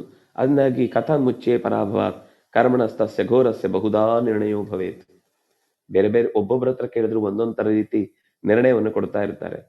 ಆದರೆ ಇದೆಲ್ಲ ಮಾಡೋದ್ರ ಜೊತೆಗೆ ಏನೇ ಘೋರ ಕರ್ಮ ಇದ್ರೂ ಕೂಡ ಅನಿವಾರ್ಯವಾಗಿ ಅದನ್ನು ಮಾಡಿದ್ಮೇಲೆ ಅದರಿಂದ ಬಂದ ಸಂಪತ್ತನ್ನ, ಇದು ಇಷ್ಟ ಇಲ್ಲದೆ ಮಾಡುವಾಗ ನಾನು ಹೇಳ್ತಾ ಇರೋದು, ಇಷ್ಟ ಇದ್ದು ಮಾಡುವಾಗ ಅದರಲ್ಲಿ ತುಂಬಾ ಸರಿಪಡಿಸ್ಲಿಕ್ಕಾಗತ್ತೆ. ನನ್ನ ಕೈಯಲ್ಲೇ ಒಂದು ಶಾಲೆ ಇದೆ ಎಂದಾಗ ಮಕ್ಕಳಿಗೆ ನಾನು ಏನು ಹೇಳ್ಕೊಡ್ಬೇಕು, ನಾನು ಯಾವ ರೀತಿ ಮಕ್ಕಳಿಗೆ ಪಾಠ ಮಾಡಬೇಕು? ಪರೀಕ್ಷೆಗೋಸ್ಕರ ಬರೆಯುವುದನ್ನ ಬರೆಸಲೇಬೇಕು ಬಿಡಿ, ಅದು ಅನಿವಾರ್ಯ. ಅದು ಬಿಟ್ರೆ ಒಬ್ಬ ಮನುಷ್ಯನನ್ನಾಗಿ, ಒಬ್ಬ ಭಾರತೀಯನನ್ನಾಗಿ, ಒಬ್ಬ ಯೋಗ್ಯ ಪ್ರಜೆಯನ್ನಾಗಿ ಮಾಡ್ಲಿಕ್ಕೆ ನನ್ನ ಕಡೆಯಿಂದ ಏನ್ ಮಾಡಬಹುದು ಅದನ್ನ ನಾನು ಮಾಡ್ಲೇಬೇಕು, ಮಾಡಬಹುದು. ವೈದ್ಯಕೀಯ ಚಿಕಿತ್ಸೆ ಕೊಡುವಾಗ್ಲೂ ಅವನೇನೋ ಮದ್ದು ಕೊಟ್ಟಿದ್ರು, ಅಂಗಡಿಯಿಂದ ಬರ್ಕೊಡುವಾಗ ಅದನ್ನು ಹೇಳಿ ಇದರಲ್ಲಿ 1 ತಗೊಳ್ಳಿ, ಉಳಿದದ್ದನ್ನೆಲ್ಲ ನಿಮ್ಮ ಆರೋಗ್ಯಕ್ಕಾಗಿ ಬಿಡಿ, ಋಣಾನುಸಂಧಾನ ಅನ್ನುವ ಕಾರಣಕ್ಕೋಸ್ಕರ 4 ತಗೊಳ್ಳಿ ಅಂದ್ರೆ ಅವನಿಗೆ ತಗೊಳ್ಳೋ ಸಾಮರ್ಥ್ಯ ಇದೆ ಎಂದಾಗ. ತಗೊಳ್ಳೋ ಸಾಮರ್ಥ್ಯ ಇಲ್ಲ ಅಂದಾಗ ಅಷ್ಟು ಬೇಕೇ ಬೇಕಾಗುತ್ತೆ ಅನ್ನೋದಕ್ಕೆ ಎಷ್ಟು ಮಿನಿಮಮ್ ಬೇಕೋ ಅದನ್ನು ಹೇಳಿ, ಬೇರೆ ಏನಾದ್ರೂ ಆಲ್ಟರ್ನೇಟ್ ಹೇಳಿ. ಅವನಿಗೆ ಚಿಕಿತ್ಸೆಗೆ ಬೇಕಾದ ದಿನ ಸೂರ್ಯ ನಮಸ್ಕಾರ ಮಾಡಿ, ಬೆಳಿಗ್ಗೆ ಹಬೆ ತಗೊಳ್ಳಿ, ಓಡಾಟ ಶುರು ಮಾಡಿ, ಒಂದಿಷ್ಟು ಕೆಲಸ ಮಾಡಿ, ಯಾರಿಗೆ ಯಾವ್ದು ಅನುಕೂಲವಾದ ಪ್ರಕೃತಿ ಸಹಜವಾದ ಚಿಕಿತ್ಸೆಯಿಂದ ಪರಿಹಾರ ಆಗುತ್ತೋ ಅದನ್ನು ಜೋಡಿಸಿ ಹೇಳಿ. ಇದರ ಜೊತೆ ಇದು ಅನಿವಾರ್ಯ, ಕೊಡ್ಲೇಬೇಕು, ಕೊಡ್ತೇವೆ. ಆದ್ರೆ ಇದರ ಜೊತೆಗೆ ಇನ್ನಷ್ಟು ಅವ್ರು ನಾಳೆ ಇಲ್ಲಿಗೆ ಬರದ ಹಾಗೆ ಮಾಡ್ಲಿಕ್ಕೆ ಏನ್ ಬೇಕೋ ಅದನ್ನ ಕೊಟ್ರೆ, ಆದ್ರೆ ನಾವು ಹಾಗೆ ಮಾಡಲ್ಲ. ನಾಳೆನವರು ಬರಬೇಕು ಅನ್ನುವ ಕಾರಣಕ್ಕೋಸ್ಕರ ಒಂದು ಚೂರು ರಿಪೇರಿ ಬಂದ ವಸ್ತುವನ್ನ ಒಂದು ತಿಂಗಳಾದ್ಮೇಲಾದ್ರೂ ಮತ್ತೆ ಅದು ರಿಪೇರಿಗೆ ಬರಬೇಕು ಅನ್ನುವ ಹಾಗೆ ಒಂದು ಲೂಸ್ ಕನೆಕ್ಷನ್ ಕಳಿಸುವಂತಹ ವ್ಯವಸ್ಥೆಯೇ ಇವತ್ತು ವ್ಯಾಪಾರದ ಉದಾರೀಕರಣಕ್ಕೆ ಕಾರಣವಾದ ಸಂಗತಿಗಳು. ಅಂದ್ರೆ ಇಂಥದ್ದು ತುಂಬಾ ಇದೆ, ಅನ್ಯಾಯದ ಪರಾಕಾಷ್ಠೆಗಳು. ಇಂಥದ್ರಲ್ಲಿ ನಾವು ಬೀಳದಂತೆ ನಮ್ಮನ್ನು ನೋಡಿಕೊಳ್ಬೇಕಾದದ್ದು ಅಗತ್ಯದ ಸಂಗತಿ ಅಂತ ಇಲ್ಲಿ ಹೇಳ್ತಾನೆ. ಅದರಿಂದಾಗಿ ಬಂದ ಸಂಪತ್ತಿನ ಒಂದಿಷ್ಟು ದಾನ ಮಾಡುವಂಥದ್ದು, ಸಾಧ್ಯವಾದಷ್ಟು ತನ್ನ ತಪ್ಪುಗಳನ್ನ ಆಗಾಗ ಒಪ್ಪಿಕೊಳ್ತಾ ಬಿಡ್ಲಿಕ್ಕಾದ್ರೆ ಬಿಟ್ಟು ಮಾತಾಡ್ಬೋದು. ಇಲ್ಲ ಅಂದ್ರೆ ಅದರಲ್ಲೇ ನಾವು ಇದು ಅನಿವಾರ್ಯವಾಗಿದ್ದೇವೆ, ಇದನ್ನು ಬಿಟ್ರೆ ಬೇರೆ ನಮಗೆ ಗತಿ ಇಲ್ಲ, ಆದ್ರೆ ನಮ್ಮ ಕೆಲಸ ಶುದ್ಧ ಇಲ್ಲ, ನಾವು ಮಾಡ್ಲಿಕ್ಕೆ ಅದನ್ನು ಶುದ್ಧವಾಗಿ ಮಾಡ್ಲಿಕ್ಕೆ ನಮ್ಮ ಹತ್ರ ಆಗಲ್ಲ ಅಂತ ಪ್ರಾಮಾಣಿಕವಾಗಿ ಒಪ್ಪಿಕೊಳ್ಳುವುದು. ಸಾಧ್ಯವಾದಷ್ಟು ತಂದೆ ತಾಯಿಗಳ, ಗುರು ಹಿರಿಯರ ಸೇವೆಯನ್ನ ನಡೆಸು ಹೋಗುದು. ಇನ್ನು ಯಾರು ಜ್ಞಾನಿಗಳು ತಿಳಿದವರು ಅಂತಿರ್ತಾರೆ ಅಂಥವರ ಪೂಜೆ ನಡೆಸುವಂತ, ಅಂಥವರ ಆತಿಥ್ಯ ಗೌರವ, ಅಂಥವರಿಗೆ ಬದುಕಿನಲ್ಲಿ ನನ್ನಿಂದ ಆಗುವ ಸಹಾಯ ಮಾಡ್ತೇನೆ ಅಂತ ಮಾಡುವಂಥದ್ದು. ಅಭಿಮಾನಾತಿವಾದಾಭ್ಯಾಂ ನಿವೃತ್ತೋಸ್ಮಿ ದ್ವಿಜೋತ್ತಮ, ನಾನು ಇಷ್ಟನ್ನು ಮಾಡ್ತೇನೆ, ಇದು ಆ ಧರ್ಮವ್ಯಾದ ಹೇಳುವ ಮಾತು. ನಾನು ದಾನ ಮಾಡ್ತೇನೆ, ಸಾಧ್ಯವಾದಷ್ಟು ಪ್ರಾಮಾಣಿಕವಾದ ಬದುಕು ನಡೆಸ್ತೇನೆ, ಗುರುಗಳಿಗೆ ಸೇವೆ ಮಾಡ್ತೇನೆ, ನಾನು ತಂದೆ ತಾಯಿಗಳನ್ನು ನೋಡ್ಕೊಳ್ತೇನೆ, ಋತ್ವಿಜರು ಜ್ಞಾನಿಗಳು ಅಂತ ಬಂದವರನ್ನ, ಶಾಸ್ತ್ರಜ್ಞಾನದಿಂದ ತುಂಬಿದವರನ್ನ ಅರ್ಹವಾದ ರೀತಿಯಲ್ಲಿ ಆತಿಥ್ಯ ಮಾಡ್ತೇನೆ. ನಾನು ತೀವ್ರವಾದ ಅಭಿಮಾನ ಇಟ್ಟುಕೊಂಡಿಲ್ಲ, ಬೇಡವಾದ ಅತಿಯಾದ ವಾದಗಳಿಗೆ ಯಾರ ಜೊತೆಗೂ ನಾನು ಮಾಡಿದ ಸರಿ ನೀವು ಮಾಡಿದ ತಪ್ಪು ಅಂತ ನನ್ನನ್ನು ನಾನು ಶುಷ್ಕ ತರ್ಕಗಳಿಗೆ ಒಡ್ಡಿಕೊಂಡಿಲ್ಲ. ಇದಿಷ್ಟು ನಾನು ಮಾಡ್ತೇನೆ. ಅಹಿಂಸೆ ಅಹಿಂಸೆ ಅಂತ ಹೇಳ್ತಾ ಇದ್ದೀಯಲ್ವಾ, ನೀನೊಂದು ಯೋಚನೆ ಮಾಡಿದ್ದೀಯಾ? ಕೃಷಿಯನ್ನ ಅಹಿಂಸೆ ಅಂತ ಅನ್ನುವ ಶಬ್ದ ಇಟ್ಕೊಂಡ್ರೆ ಮಾಡ್ಲಿಕ್ಕಾಗತ್ತಾ? ಆ ಕೃಷಿಯಿಂದಾಗಿ ನೀನು ಮಾಂಸ ತಿನ್ನದೇ ಇರ್ಬೋದು, ಆದ್ರೆ ನೀನು ತಿನ್ನುವ ಅನ್ನವಾಗ್ಲಿ, ಗೋಧಿ ಆಗ್ಲಿ, ರಾಗಿ ಆಗ್ಲಿ, ಜೋಳವಾಗ್ಲಿ, ತರಕಾರಿ ಆಗ್ಲಿ, ಇನ್ನೇನೇ ತಿನ್ನುವ ಪದಾರ್ಥವಾದ್ರೂ ಕೂಡ ತತ್ರ ಹಿಂಸಾ ಪರಾಸ್ಮೃತ, ನೇಗಿಲನ್ನ ನೆಲಕ್ಕೆ ಉತ್ತು ಅದನ್ನ ಮಟ್ಟ ಮಾಡುವಾಗ ಸಾವಿರಾರು ಜೀವಿಗಳು ನಾಶ ಆಗ್ತವೆ, ಅನೇಕ ಹುಳಗಳು ಸಾಯ್ತವೆ, ಮಣ್ಣಿನ ಅಡಿಗಡೆ ವಾಸ ಮಾಡುವಂತ ಜೀವಿಗಳು ಸಾಯ್ತವೆ, ಅನೇಕ ಸಸ್ಯಗಳು ನೆಲದ ಅಡಿಗೆ ಬಿದ್ದು ಕೊಳೆತು ನಾರಿ ಅವುಗಳ ಜೀವ ಘಾತ ಆಗುತ್ತೆ. ಅದರಿಂದಾಗಿ ಕರ್ಷಂತೋ ಲಾಂಗಲೈ ಪುಂಸಃ ಘ್ನಂತಿ ಭೂಮಿಶಯಾನ್ ಬಹೂನ್. ಭೂಮಿಶಯಾನ್, ಭೂಮಿಯನ್ನೇ ಆಶ್ರಯಿಸಿಕೊಂಡ ಲಕ್ಷಾಂತರ ಕ್ರಿಮಿಕೀಟಗಳು ಇರುವೆ ಇರ್ಬೋದು. ನೀವು ಸುಮ್ಮನೆ ಒಂದ್ಸತಿ ಗದ್ದೆಯಲ್ಲಿ ಹೋಗಿ ಅವುಗಳನ್ನು ಸುಮ್ಮನೆ ಅಬ್ಸರ್ವ್ ಮಾಡಿ, ಎಷ್ಟು ಕ್ರಿಮಿಕೀಟಗಳಿರ್ತವೆ. ಅದೆಲ್ಲವೂ ಭೂಮಿಯನ್ನ ಫಸಲುಗೊಳಿಸುವುದಕ್ಕೋಸ್ಕರನೇ ಇರುವಂಥದ್ದು. ನಾವು ಅದೆಲ್ಲ ಈ ಬೇಡವಾದ ಕ್ರಿಮಿನಾಶಕಗಳು, ಫರ್ಟಿಲೈಸರ್ಗಳನ್ನ, ರಾಸಾಯನಿಕ ಗೊಬ್ಬರಗಳನ್ನ ಹಾಕಿ ಬರಡು ಮಾಡಿಬಿಟ್ಟಿದ್ದೇವೆ ಭೂಮಿಯನ್ನ. ಸಹಜವಾದ ಸಾವಯವ ಗೊಬ್ಬರ ಹಾಕಿದ್ರೆ, ಅಥವಾ ಏನೂ ಹಾಕದೆ ಅಲ್ಲಿರುವ ಹುಲ್ಲನ್ನೇ ಕಿತ್ತು ಮಣ್ಣಿನಡಿಯಲ್ಲಿ ಹೂತು ಹಾಕಿದ್ರೆ ನೆಲ ಬಂಗಾರವನ್ನೇ ಬೆಳೆಯುತ್ತೆ. ಆದರೆ ಅಲ್ಲಿ ತುಂಬಾ ಹಿಂಸೆ ಆಗಿ ಆಗುತ್ತೆ. ಆ ಹಿಂಸೆ ನಾಳೆ ಬೆಳೆಯುವ ಒಳ್ಳೆಯ ಅನ್ನ, ಆ ಅನ್ನದಿಂದ 10 ಜನರ ಹೊಟ್ಟೆ ತುಂಬಿ ಹಸಿವೆ ಹೋಗುತ್ತೆ.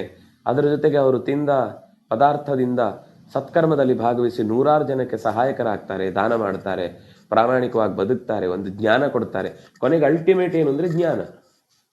ನಾಳೆ ಈ ಅನ್ನ ಒಬ್ಬ ಜ್ಞಾನಿಯ ಹೊಟ್ಟೆಗೆ ಹೋಯ್ತು ಅಂದ್ರೆ ಅವನಿಂದ 10 ಜನಕ್ಕೆ ಭಗವಂತನ ತಿಳುವಳಿಕೆಯ ಎಚ್ಚರ ಮೂಡುತ್ತೆ. ಅದರಿಂದಾಗಿ ಅಷ್ಟು ಮಾಡಿದ ಎಲ್ಲಾ ಕೆಲಸದಲ್ಲಿ ಏನೇನು ಹಿಂಸೆ ಆಗಿದೆ ಅದಕ್ಕೆಲ್ಲ ಮನ್ನಾ ಆಗುತ್ತೆ. ಅತ್ಯಂತ ಕಡಿಮೆ ಹಿಂಸೆ ಅನ್ನುವುದೇ ಮನುಷ್ಯನಿಗೆ ಬದುಕಲಿಕ್ಕಿರುವಂತಹ ಗಾಢವಾದ ನಿಯಮ. ಹಿಂಸೆ ಇಲ್ಲದೆ ಬದುಕ್ತೇನೆ ಅನ್ನೋದು ಸಾಧ್ಯ ಇಲ್ಲ. ಹಾಲು ಅನ್ನೋದು ಕಡಿಮೆ ಹಿಂಸೆ, ಮೊಟ್ಟೆ ಅನ್ನೋದು ಹೆಚ್ಚಿನ ಹಿಂಸೆ. ಅದರಿಂದಾಗಿ ಅದಕ್ಕಿಂತ ಹಾಲು ಅನ್ನೋದು ಬೆಟರ್. ಎರಡೂ ದೇಹದ ಭಾಗವೇ ಆಗಿದ್ರು ಒಂದು ಮಾಂಸ ಅಥವಾ ಇನ್ನೊಂದು ಸಸ್ಯಾಹಾರ ಅಂತ ಈ ವಿಭಾಗ ಮಾಡುವುದರ ಹಿಂದೆ ಇರುವುದು ದೈಹಿಕದ ಪ್ರೋಟೀನ್ ಎಷ್ಟಿದೆ, ಅದು ಸಸ್ಯದ ಪ್ರೋಟೀನ್ ಎಷ್ಟಿದೆ ಅನ್ನುವ ಅರ್ಥದಲ್ಲಿ ಸಸ್ಯಾಹಾರ ಮಾಂಸಾಹಾರ ಅಂತ ಹೇಳುತ್ತಿಲ್ಲ. ನಮ್ಗಿದೆಲ್ಲ ಗೊತ್ತಿಲ್ಲ. ಇದನ್ನ ಮುಂದಿನ ಪದ್ಯಗಳಲ್ಲಿ ತುಂಬಾ ಚೆನ್ನಾಗಿ ವಿಮರ್ಶೆ ಮಾಡ್ತಾನೆ, ತುಂಬಾ ವಿಷಯಗಳನ್ನ ಚರ್ಚೆ ಮಾಡ್ತಾನೆ. ಜೀವಾನ್ ಅನ್ಯಾಂಶ ಬಹುಶಃ ತತ್ರ ಕಿಂ ಪ್ರತಿಭಾತಿತೆ. ಹೇಳು, ಅಹಿಂಸೆ ಅಂತ ಹೇಳಿದ್ಯಲ್ವಾ, ಕೃಷಿ ಮಾಡೋದ್ರಿಂದ ಎಷ್ಟೋ ಕೋಟಿ ಜೀವಿಗಳು ಸಾಯ್ತವೆ. ನೀನು ಮತ್ತೆ ಪುರೋಡಾಶವನ್ನ ತಯಾರು ಮಾಡುವಾಗ ಇದೆಲ್ಲ ನೆನಪಾಗ್ಬೇಕಲ್ವಾ. ಅದಕ್ಕೆ ನೋಡಿ, ಅದಕ್ಕೆ ಪಂಚಸೂನ ಪ್ರಾಯಶ್ಚಿತ್ತಾರ್ಥಂ ಅಂತ ಅಗ್ನಿಯಲ್ಲಿ ಅನ್ನವನ್ನ ಆಹುತಿ ಕೊಡುವುದಿದೆ, ಅತಿಥಿಗಳಲ್ಲಿ ಪೂಜೆ ಮಾಡುವುದಿದೆ, ಭೂತಗಳಿಗೆ ಬಲಿ ಕೊಡುವುದಿದೆ, ಪಿತೃಗಳಿಗೆ ತರ್ಪಣ ಕೊಡುವುದಿದೆ. ಇದೆಲ್ಲ 5 ರೀತಿಯಾದ ಯಜ್ಞವನ್ನು ಮಾಡಿದಾಗ ನಮಗೆ ಈಗಿನ ತನಕದ ಹೊಟ್ಟೆಗೆ ಆಹಾರ ಸಿಗುವುದಕ್ಕೇನೆಲ್ಲ ಕತ್ತರಿಸಿ ಬೇಯಿಸಿ ಅಥವಾ ಇನ್ನು ಗದ್ದೆಯಲ್ಲಿ ಆದ ಅನೇಕ ತರದ ಹಿಂಸೆಗಳೇನಿವೆ ಅದೆಲ್ಲದಕ್ಕೂ ಪ್ರಾಯಶ್ಚಿತ್ತ. ಅಂದ್ರೆ ಯಾವುದೇ ಕೆಲಸವನ್ನ 100ಕ್ಕೆ 100 ಅಹಿಂಸಾತ್ಮಕವಾಗಿ ನಡೆಸ್ತೇನೆ ಅನ್ನೋದಕ್ಕೆ ಸಾಧ್ಯ ಇಲ್ಲ. ನಾವು ಉಸಿರಾಡುವುದು ಹಿಂಸೆನೆ, ಕಣ್ಣು ಮಿಟುಕಿಸಿದ್ರೂ ಹಿಂಸೆ, ಕೆಮ್ಮಿದ್ರೂ ಹಿಂಸೆ, ಸೀನಿದ್ರೂ ಹಿಂಸೆ, ತೇಗಿದ್ರೂ ಹಿಂಸೆ, ನಡೆದ್ರೂ ಹಿಂಸೆ, ಕೂತ್ರು ಹಿಂಸೆ, ಕೈ ಕಾಲು ಅಲ್ಲಾಡಿಸಿದ್ರು ಹಿಂಸೆ. ಯಾಕಂದ್ರೆ ಅನಂತ ಜೀವರಾಶಿಗಳು ನಮ್ಮ ಸುತ್ತ ಇದ್ದಾವೆ, ಎಲ್ಲದಕ್ಕೂ ಪೆಟ್ಟು ಬೀಳ್ತಾ ಇರುತ್ತೆ. ನಡಿಬೇಕು ಅಂದ್ರೆ ಅನಿವಾರ್ಯ, ನಡಿಲೇಬೇಕು. ನಡೆಯುವಾಗ ಎಷ್ಟೋ ಜೀವಿಗಳು ಸಾಯ್ತಾವೆ. ಕಣ್ಣಿಗೆ ಕಾಣುವಂಥದ್ದೇ ಎಷ್ಟೋ ಇದ್ರೆ ಕಾಣದವುಗಳು ಅದಕ್ಕಿಂತ 100 ಪಟ್ಟು ಹೆಚ್ಚು. ಅಹಿಂಸೆಯಲ್ಲಿದೆ. ಹಾಗಾದ್ರೆ ಅಹಿಂಸೆ ಅಂದ್ರೆ ಏನು, ಹಿಂಸೆ ಅಂದ್ರೆ ಏನು, ಇದ್ರ ಬಗ್ಗೆ ಯೋಚನೆ ಮಾಡಬೇಕಾದದ್ದಲ್ವಾ ಅಂತ ಹೇಳಿ, ಧಾನ್ಯ ಬೀಜಾನ್ನಿ ಯಾನ್ಯಾಹು ವ್ರೀಹ್ಯಾದೀನಿ ದ್ವಿಜೋತ್ತಮ ಸರ್ವಾಣ್ಯೇತಾನಿ ಜೀವಾನಿ ತತ್ರ ಕಿಂ ಪ್ರತಿಭಾತಿತೆ. ಧಾನ್ಯ ಬೀಜಗಳಿವೆ ಅಲ್ವಾ, ಅದನ್ನ ಬಿತ್ತಲಿಕ್ಕೆ ಅಂತ ಹಾಕಿದಾಗ ಎಷ್ಟೋ ಮೊಳಕೆನೆ ಬರದೆ ಸತ್ತು ಹೋಗ್ತವೆ. ಹಾಗೆ ಅದು ಸಾಯುವುದಕ್ಕೆ ಬೀಜ ಬಿತ್ತುವ ವ್ಯಕ್ತಿಯೇ ಕಾರಣನಾದ್ರಿಂದಾಗಿ ಅವನು ಪಾಪಿಷ್ಠ ಆಗಿಬಿಟ್ಟ. ಹಾಗಾದ್ರೆ ಅಷ್ಟು ಬೀಜಗಳು ಮೊಳೆಯದಂತಾಯಿತು ಅನ್ನೋದಕ್ಕೆ ನಾಳೆಯಿಂದ ಕೃಷಿಯೇ ಬಿಟ್ಬಿಡ್ಬೇಕು ಅವನು, ಅನಿವಾರ್ಯ. ಎರೆಹುಳ ಸಾಯುತ್ತೆ ಅಂತ ಕೃಷಿ ಬಿಡ್ಲಿಕ್ಕಾಗತ್ತಾ? ಹುಳ ಹುಪ್ಪಟೆ ಸಾಯುತ್ತೆ ಅಂತ ಕೃಷಿ ಬಿಡ್ಲಿಕ್ಕಾಗತ್ತಾ? ಹಾಗೆ ಎಲ್ಲರೂ ಕೂಡ ಅಹಿಂಸೆ ಅಂತ ಮಾತನಾಡಿ ಕೃಷಿ ಬಿಟ್ರೆ ನಾಳೆ ಎಲ್ಲರೂ ಹಸಿವೆಯ ಹಿಂಸೆಯಿಂದ ಸಾಯ್ತಾರೆ. ಅಧ್ಯಾಕ್ರಮ್ಯ ಪಶೂಂಶ್ಚಾಪಿ ಘ್ನಂತಿ ವೈ ಭಕ್ಷಯಂತಿ ಚ ವೃಕ್ಷಾಂ ತತೌಷಧೀಶ್ಚಾಪಿ ಛಿಂದಂತಿ ಪುರುಷಾ ದ್ವಿಜ. ಪ್ರಾಣಿಗಳು ತಮಗೆ ಆಹಾರವಾಗಿ ಕಂಡ ಪ್ರಾಣಿಯನ್ನ ಬೇಟೆಯಾಡುತ್ತೆ, ಆದರೆ ಭಕ್ಷಯಂತಿ, ಅದನ್ನು ತಿಂದು ಆ ಪಾಪದಿಂದ ದೂರವಾಗ್ತವೆ. ಯಾಕೆಂದ್ರೆ ಅದು ಹೊಟ್ಟೆ ಶರೀರ ಯಾತ್ರೆಯನ್ನು ನಡೆಸಲು, ಜೀವಂತ ಇದ್ದು ಒಂದಿಷ್ಟು ಕರ್ಮ ಸವಿಯುವುದಕ್ಕೆ ಒಂದು ಪ್ರಾಣಿಯ ಶರೀರದ ದಾನ ಅನ್ನುವುದೇ ಅಥವಾ ಶರೀರವನ್ನು ಕಳಚಿಕೊಳ್ಳುವುದು ಅನ್ನುವುದೇ ಮುಖ್ಯವಾದ ಸಾಧನಭೂತವಾದ ಸಂಗತಿ ಆದಾಗ ಅದು ಸರಿ. ಮುಂದಿನ ಕರ್ಮವನ್ನು ಅನುಭವಿಸ್ಲಿಕ್ಕೆ ಇದ್ಯಾವುದೋ ಪ್ರಾಣಿಯ ಕರ್ಮ ಇದರ ಹೊಟ್ಟೆಗೆ ಹೋಗ್ಬೇಕು ಅಂತಿದ್ದದ್ದು ಹೋಯ್ತು, ಅದರ ಕರ್ಮ ಮುಗೀತು. ಇದರ ಕರ್ಮ ಮುಂದೆ ಮಾಡ್ಲಿಕ್ಕೆ ಇದಕ್ಕೆ ಶಕ್ತಿ ಬಂತು. ಅದಕ್ಕಾಗಿ ಈ ಹಿಂದೆ ಯಾವುದು ಭಕ್ಷಿತವಾಯಿತೋ ಅದರ ಕರ್ಮ ಇನ್ನೊಂದು ಹೊಸ ಕರ್ಮಕ್ಕೆ ಆ ಜೀವಕ್ಕೆ ಶಕ್ತಿ ತುಂಬಿತು ಆದ್ಮೇಲೆ ಅಲ್ಲಿಗೆ ಧರ್ಮ ಆಯ್ತದು. ಯೋಚನೆ ಮಾಡಿದ್ರೆ ಆಶ್ಚರ್ಯ ಆಗುತ್ತೆ, ಇಷ್ಟೆಲ್ಲ ಯೋಚನೆ ಮಾಡ್ತಾರಲ್ವ ಅಂತ. ವೃಕ್ಷಗಳನ್ನ, ಔಷಧಿಗಳನ್ನ, ಗಿಡಗಳನ್ನ, ಬಳ್ಳಿಗಳನ್ನ ಪುರುಷಾಹ ದ್ವಿಜಾಹ ಛಿಂದಂತಿ. ಯಜ್ಞಕ್ಕಾಗಿ ಸಮಿತೆ ತರ್ತೀರಿ, ಕಟ್ ಮಾಡ್ತೀರೋ ಇಲ್ವೋ? ತುಳಸಿ ತರ್ತೀರಿ, ಹೂ ತರ್ತೀರಿ, ಹಣ್ಣು ಕೊಯ್ತೀರಿ, ಮರ ಹತ್ತುತ್ತೀರಿ, ಸುಡ್ಲಿಕ್ಕೆ ಕಟ್ಟಿಗೆಗಳನ್ನು ಬಳಸ್ತೀರಿ. ಇದು ಹಿಂಸೆ ಅಲ್ವಾ? ತತ್ರ ಕಿಂ ಪ್ರತಿಭಾತಿತೆ. ಇನ್ನೇನ್ ಕಾಣಿಸ್ತಿದೆ? ಧರ್ಮ ಕಾಣಿಸ್ತಿದ್ಯಾ? ಅಹಿಂಸೆ ಕಾಣಿಸ್ತಿದ್ಯಾ? ನೀನ್ ಯೋಚನೆ ಮಾಡಿದ್ರೆ ಅಧರ್ಮನೇ ಇದೆ. ಇಲ್ಲಿ ಹಿಂಸೆನೇ ಆಗಿದೆ. ಅದರಿಂದಾಗಿ ನೀನು ಏನ್ ಮಾತಾಡ್ತಾ ಇದ್ದಿ ಅನ್ನೋದಕ್ಕೂ, ಅಂದ್ರೆ ಇದು ಯಾವುದು ಆಕ್ಷೇಪಪೂರ್ವಕವಾಗಿ ಹೇಳುತ್ತಿಲ್ಲ, ನಿಂಗೆ ಏನ್ ಅನ್ನಿಸ್ತದೆ ಯೋಚನೆ ಮಾಡು. ನಾನು ಈ ಕರ್ಮ ಮಾಡುವುದೇ ಹಿಂಸೆ ಅನ್ನುವ ಘೋರವಾದ ಕರ್ಮ ಅಂತ ನನಗೆ ನೀನು ಕೇಳಿದ್ರೆ, ನೀನು ಮಾಡುವ ಕರ್ಮವು ಅಂಥದ್ದೇ ಘೋರತರವಾದ, ನಿನ್ನ ಕಣ್ಣೆದುರುಗಡೆ ಒಂದು ರಕ್ತ ಬರ್ತಾ ಇಲ್ಲ ಅನ್ನುವ, ರಕ್ತ ಬಂದ್ರೆ ಮಾತ್ರ ಹಿಂಸೆ ಅಂತ ಯಾರು ಹೇಳಿದ್ದು? ಮನಸ್ಸು ನೊಂದ್ರೂ ಹಿಂಸೆ, ದೇಹಕ್ಕೆ ಗಾಯ ಆದ್ರೂ ಹಿಂಸೆ, ಬೇಡವಾದ ಮಾತು ಕೇಳಲಿಕ್ಕೆ ಆಗ್ತಾ ಇಲ್ಲ ಅಂದ್ರೂ ಹಿಂಸೆ, ನಾವು ಅಂದುಕೊಂಡದ್ದನ್ನು ಮಾಡ್ಲಿಕ್ಕೆ ಬಿಡ್ಲಿಲ್ಲ ಅಂದ್ರೂ ಹಿಂಸೆ, ಬೇಕು ಅಂತಾನೆ ನಾವು ಮಾಡುವ ಕೆಲಸವನ್ನ ಮೊದಲೇ ಮಾಡಿಟ್ಟು ನೀನೇನು ಮಾಡಿಸಿಕೊಂಡಿಲ್ಲ ಅಂತ ಅನ್ನಿಸಿಕೊಳ್ಳುವ ಹಾಗೆ ಮಾಡಿದ್ರೂ ಹಿಂಸೆ. ಇಷ್ಟು ಟೈಮ್ ಒಳಗೆ ಆಗ್ಬೇಕು, ಬೇಗ ಹೊರಡಬೇಕು, ತಡ ಆಯ್ತು, ಹಿಂಸೆ. ಎಷ್ಟು ಬೇಗ ಹೊರಟರು ದಾರಿಯಲ್ಲಿ ಸಿಕ್ಕಾಕೊಂಡ್ವಿ, ಮನೆಗೆ ಬರುವಾಗ ತಡ ಆಯ್ತು, ಮಕ್ಕಳು ಕೇಳ್ತವೆ ಯಾಕೆ ಲೇಟು, ಹಿಂಸೆ. ಎಲ್ಲವೂ ಹಿಂಸೆನೆ, ಅನಿವಾರ್ಯ ಇದು. ಅಂದಾಗ ಇದು ಯಾವುದನ್ನು ನಾವು ಅಹಿಂಸಾತ್ಮಕವಾದ ಬದುಕನ್ನೇ ನಡೆಸ್ತೇವೆ, ರಕ್ತ ಸಿಕ್ಕಿದ್ರೆ ಮಾತ್ರ ಹಿಂಸೆ, ರಕ್ತ ಇಲ್ಲದೆ ಇದ್ರೆ ಎಲ್ಲ ಅಹಿಂಸೆ ಅಂತ ಅರ್ಥ ಅಲ್ಲ ಅಲ್ವಾ? ಆದ್ರೆ ಎಲ್ಲಿ ಹಿಂಸೆ ಕಮ್ಮಿ ಆಗುತ್ತೋ ಅದು ಅಹಿಂಸೆ ಆಗುತ್ತೆ. ಜೀವಾ ಹಿ ಬ್ರಹವೋ ಬ್ರಹ್ಮನ್ ವೃಕ್ಷೇಶು ಚ ಫಲೇಶು ಚ ಉದಕೆ ಬಹವಶ್ಚಾಪಿ ತತ್ರ ಕಿಂ ಪ್ರತಿಭಾತಿತೆ. ನೀರು ಕುಡಿತಿ, ಹಣ್ಣು ತಿಂತಿ, ಧಾನ್ಯ ಹುರಿತಿ, ಊಟ ಮಾಡ್ತಿ, ಎಲ್ಲ ಕಡೆಯೂ ತತ್ರ ಬಹವಹ ಜೀವಾಹ, ಲಕ್ಷಾಂತರ ಜೀವಿಗಳಿವೆ. ಸುಟ್ಟೋಯ್ತು, ಬೆಂದೋಯ್ತು, ಕತ್ತರಿಸಿ ಹೋಯ್ತು, ರುಬ್ಬಿ ಹೋಯ್ತು, ಜಜ್ಜಿ ಹೋಯ್ತು, ಕಚ್ಚಿ ಹೋಯ್ತು, ನುಂಗಿ ಹೋಯ್ತು, ತಿಂದು ಹೋಯ್ತು, ಎಲ್ಲವೂ ಜೀವಘಾತಗಳೇ ಅಲ್ವಾ? ತತ್ರ ಕಿಂ ಪ್ರತಿಭಾತಿತೆ. ಏನ್ ಕಾಣಿಸ್ತಿದೆ ಅಲ್ಲಿ? ನೀನು ಹೊಟ್ಟೆಯಲ್ಲೇ ಸಾವಿರ ಸಾವಿರ ಜೀವಜಾತಗಳಿವೆ. ನೀನು ಕೆಲವು ಪದಾರ್ಥಗಳನ್ನ ಸುಮ್ಮನೆ ನಾಲಿಗೆಗೆ ರುಚಿ ಅಂತ ತಿಂದ್ರೆ ಅವುಗಳೆಲ್ಲ ಸಾಯ್ತವೆ, ಹೊಟ್ಟೆ ಹಾಳಾಗುತ್ತೆ.